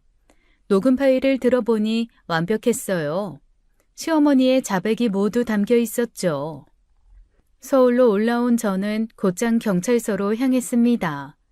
시어머니를 정식으로 고소하기 위해서였어요. 녹음 파일과 CCTV 영상, 서준이 몸의 멍사진까지 모든 증거를 제출했습니다. 아동학대, 명예훼손, 폭행, 절도, 주거침입, 모욕죄로 고소장을 접수했죠. 경찰관도 증거를 보고는 심각하게 받아들였습니다. 이틀 후 남편이 친정으로 찾아왔어요. 얼굴이 불그락푸르락한 게 화가 많이 난 모양이었어요. 친정 부모님께는 미리 말씀드려서 자리를 비워달라고 부탁했습니다. 이제 남편과 제대로 마주할 시간이었어요. 너희 지금 정신이 있어? 우리 엄마를 왜 고소한 거야? 왜긴 법적으로 처벌받을 짓을 했으니까지. 그래도 가족인데 이렇게까지 해야 했어? 그저 실수였잖아. 저는 차분하게 남편을 바라봤습니다. 가족? 네가 뒤에서 어머니 조종한 거 다 알아. 뭐? 무슨 소리야? 네가 어머니한테 내가 외도한다고 거짓말했잖아. 사진도 네가 줬고. 남편의 얼굴이 창백해졌습니다. 그게... 어머니가 다 말하셨어. 대단한 모성이더라. 난 그거 다 녹음도 했어. 네가 나 쫓아내려고 어머님 이용한 거잖아. 아니야? 아니야, 무슨 헛소리를... 헛소리? 네가 어머니한테 거짓말해서 우리 서준이 학대당했어. 나도 죽을 뻔했고. 저는 일어서며 말했습니다. 이제부터 너한테 지옥을 보여줄게. 법적으로, 사회적으로 완전히 끝난다는 게 뭔지 직접 느껴. 지원아, 야, 우리 일 키우지 말고... 네가 시작한 일이야. 네가 키웠고. 그러니까 끝까지 책임져. 남편은 무릎을 꿇으려 했지만 저는 돌아섰습니다. 그리고 나 이혼 소송도 바로 시작할 거야. 네가 그렇게 원하던 이혼 이제 해야지. 근데 네가 원하는 방식 말고 내가 원하는 방식으로. 네가 아동학대 방조하고 가정폭력 교사한 것까지 모두 제출할 거야. 지원아! 남편의 표정이 더욱 굳어졌습니다. 불안해하는 눈빛이었어요. 손을 떨며 현관문 손잡이를 잡는 모습이 보였습니다. 저는 뒤돌아보지 않고 방을 나왔죠. 이혼 소송이 시작되었습니다. 법정은 숨막히는 긴장감으로 가득했어요. 남편은 웬일인지 자신만만한 표정으로 자리에 앉아 있었죠. 비싼 변호사까지 선임했더군요. 변호사를 통해 저를 공격하기 시작했습니다. 남편의 주장은 황당했어요. 제가 시어머니를 무시하고 불효했다는 거였습니다. 가사와 육아를 소홀히 해서 가정이 파탄났다고 주장했죠. 심지어 제가 먼저 정서적 학대를 했다는 말까지 했어요.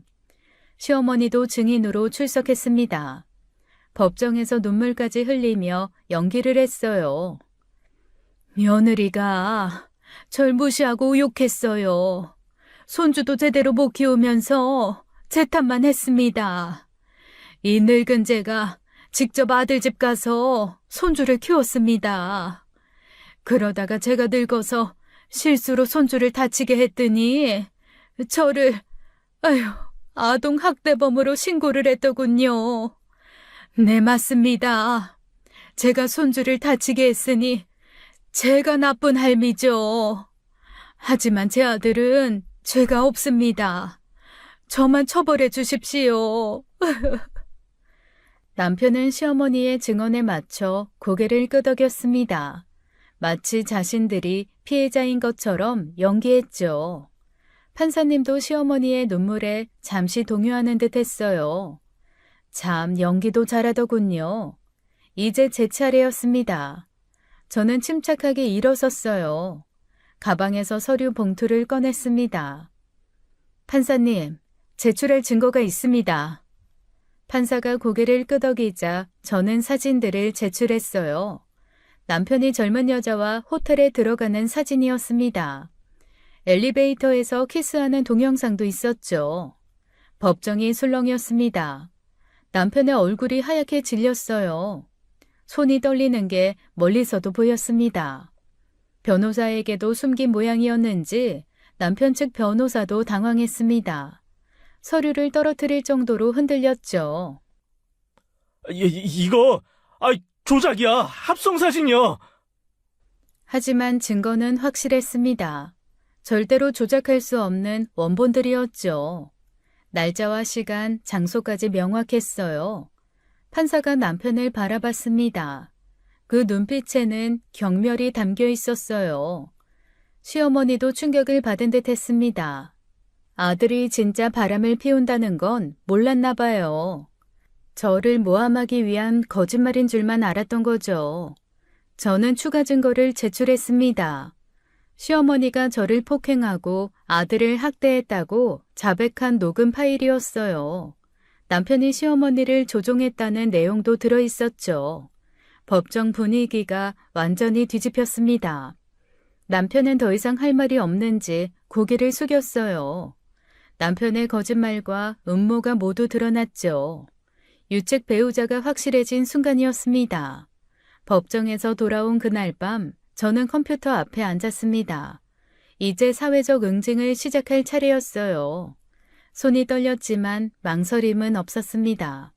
그동안 당한 모욕과 고통을 생각하면 이 정도는 당연한 거였어요. 남편 회사 사내 익명 게시판에 글을 하나 남겼습니다. 제목은 땡땡부 최민수 과장의 진짜 얼굴이었죠. 남편의 불륜 사실과 시어머니를 이용해 저를 모함한 일을 상세히 적었어요. 아들에 대한 학대를 방조한 것도 빠뜨리지 않았죠. 증거사진 일부도 첨부했습니다. 게시글은 순식간에 조회수가 폭발했어요. 댓글도 수십 개가 달렸죠. 이런 사람이랑 같이 일했다니 충격이네요. 인면수심, 부인이 불쌍하다 같은 댓글들이 쏟아졌습니다. 회사 사람들의 충격이 그대로 전해졌습니다. 남편이 회사에서 쌓아온 이미지가 한순간에 무너지는 거였어요. 다음은 시댁 친척들이었어요. 카톡으로 단체 메시지를 보냈습니다. 큰아버지, 작은아버지, 고모, 사촌들까지 모두에게요. 남편의 불륜 증거와 법정 기록을 첨부했죠. 남편 친구들에게도 똑같이 보냈습니다. 대학 동창, 군대 동기, 회사 동료들까지요. 남편이 그동안 제 욕을 어떻게 했을지 뻔했거든요. 아마 자기는 착한 남편인데 아내가 문제라고 했겠죠. 진실을 알려줄 필요가 있었어요. 그리고 상간녀 소송도 시작했습니다. 이수진이라는 여자였어요. 남편 회사 거래처 직원이었어요. 처음엔 그녀도 피해자인가 싶었지만 조사해보니 아니었어요. 남편이 유부남인 걸 알면서도 1년째 만났더군요. 심지어 제 SNS를 몰래 염탐하기도 했다는 걸 알았습니다. 5천만 원 손해배상을 청구했어요. 이틀 후 남편이 친정으로 찾아왔어요. 얼굴이 벌겋게 상기되어 있었습니다. 너 미쳤어? 회사에 왜 그런 글을 올려? 내가 회사에 어떻게 다니라고? 네가 한 일에 대한 대가야. 당연한 거 아니야? 내가 뭘 했어? 지옥을 보여준다고 했지? 내가 너 명예훼손으로 고소할 거야. 너도 가만 안 둬. 그래, 고소해. 네가 나 명예훼손으로 고소하면 더 재밌어지겠네. 아참, 그리고 그 상간녀한테도 같이 명예훼손 고소에 참여하라고 해. 뭐? 네가 나한테 명예훼손 소송 걸 거면 이수진한테도 참여하라고 하라고. 그년 회사랑 가족, 친구들한테도 다 알릴 거니까. 남편의 얼굴이 파랗게 질렸습니다. 남편은 완전히 무너져 내렸죠. 무릎을 꿇고 애원했지만 저는 돌아섰어요. 제발 그만하자, 지원아. 그만 못하겠는데? 민수야, 전쟁은 네가 시작했지만 끝은 네가 내고 싶다고 내는 게 아니야. 알겠니? 문을 닫는 순간 복수의 쾌감이 밀려왔습니다. 그동안 참고 또 참았던 시간들이 주마등처럼 스쳐 지나갔어요. 이제야 제대로 된 응징이 시작된 거였습니다. 7개월 후 모든 판결이 나왔어요. 이혼 소송에서 완벽하게 승소했습니다. 남편의 유책이 인정되어 위자료 1억 원을 받게 되었습니다. 재산 분할도 70%를 받았죠. 아파트와 예금 대부분이 제 것이 되었어요. 상간녀 소송도 승소했습니다. 이수진에게 3천만 원 배상 판결이 났어요. 그녀는 돈이 없다고 울며 빌었지만 소용없었습니다. 없으면 만들어서라도 줘야지. 남의 가정 파괴한 대가야. 바로 강제 집행을 신청했어요. 그녀의 통장을 압류하고 월급도 차압했습니다. 원룸 보증금까지 압류 신청했죠. 그녀는 결국 부모님께 손을 벌려야 했어요. 시어머니 재판도 있었습니다. 아동학대는 중범죄라 실형이 나왔어요. 징역 6개월, 집행유예 2년이었죠. 폭행과 절도, 명예훼손까지 모두 유죄였습니다. 벌금도 2천만 원이 나왔어요. 시어머니는 법정에서 오열했습니다. 충격을 받은 모양이었어요. 며칠 후 전 남편이 찾아왔습니다. 완전히 초췌한 몰골이었어요. 지원아, 제발 부탁이야. 아유, 엄마 민사소송만 취하해줘. 전 남편이 무릎을 꿇었습니다. 처음 보는 모습이었어요. 내가 모든 잘못 인정할게. 평생 죄인으로 살게. 엄마만 살려줘. 왜 내가 그래야 해? 엄마가 죽을 것 같아. 매일 울기만 해. 제발 한 번만 용서해줘. 내가 대신 벌 받을게. 뭐든 할게. 저는 차갑게 웃었습니다. 모르겠어? 지금 너도 벌 받고 있는 거야. 이렇게. 지원아. 네가 만든 지옥이야. 네가 책임져. 저는 돌아섰습니다. 전 남편의 울부짖음이 뒤에서 들렸지만 멈추지 않았어요. 완벽한 승리였습니다. 그들이 저에게 준 고통을 모두 되갚아준 거예요. 그 후 소식을 전해 들었습니다. 전 남편은 회사에서 완전히 해고되었어요. 불륜과 회사 자금 유용까지 드러나 업계에서도 매장당했다고 하더군요. 이수진도 수치심을 견디지 못하고 회사를 그만뒀다고 했습니다. 전 남편과 이수진의 관계도 끝이 났어요. 서로 책임을 떠넘기며 싸웠다고 합니다. 이수진은 전 남편이 속였다며 분노했고 전 남편은 이수진 때문에 모든 걸 잃었다고 원망했대요. 결국 둘은 추하게 헤어졌습니다. 시어머니는 집행유예를 받고 나서 완전히 달라졌다고 들었어요. 친척들에게 소문이 퍼져 외출도 못한대요. 전 남편마저 연락을 끊어서 혼자 지낸다고 합니다. 저는 서준이와 함께 새 출발을 했어요. 양육권을 완전히 받아 안심이 되었어요. 새로운 동네로 이사했죠. 조용하고 평화로운 곳이었습니다. 서준이도 많이 밝아졌어요. 더 이상 무서워하지 않고 잘 웃습니다. 새 어린이집에서 친구들과도 잘 지내고 있어요. 저도 회사에 복직했습니다. 동료들이 많이 응원해 주었어요. 이제는 야근 걱정 없이 정시 퇴근합니다. 서준이와 보내는 시간이 가장 소중하거든요. 가끔 지난 일들이 악몽처럼 떠오르기도 해요. 하지만 이제는 괜찮습니다. 그 지옥 같던 시간을 견뎌냈으니까요. 친정 부모님도 자주 찾아오십니다. 서준이를 정말 예뻐하시죠? 이제야 진짜 가족의 따뜻함을 느낍니다. 새로운 삶이 시작되었어요. 더 이상 누구의 며느리도 아내도 아닌 그저 저 자신과 엄마로서의 삶이요. 그리고 그 삶이 너무나 평화롭고 행복합니다. 지금까지 사연 읽어주는 남녀였습니다. 끝까지 시청해주신 여러분 감사드리며 저희는 다음 사연으로 돌아올게요. 감사합니다.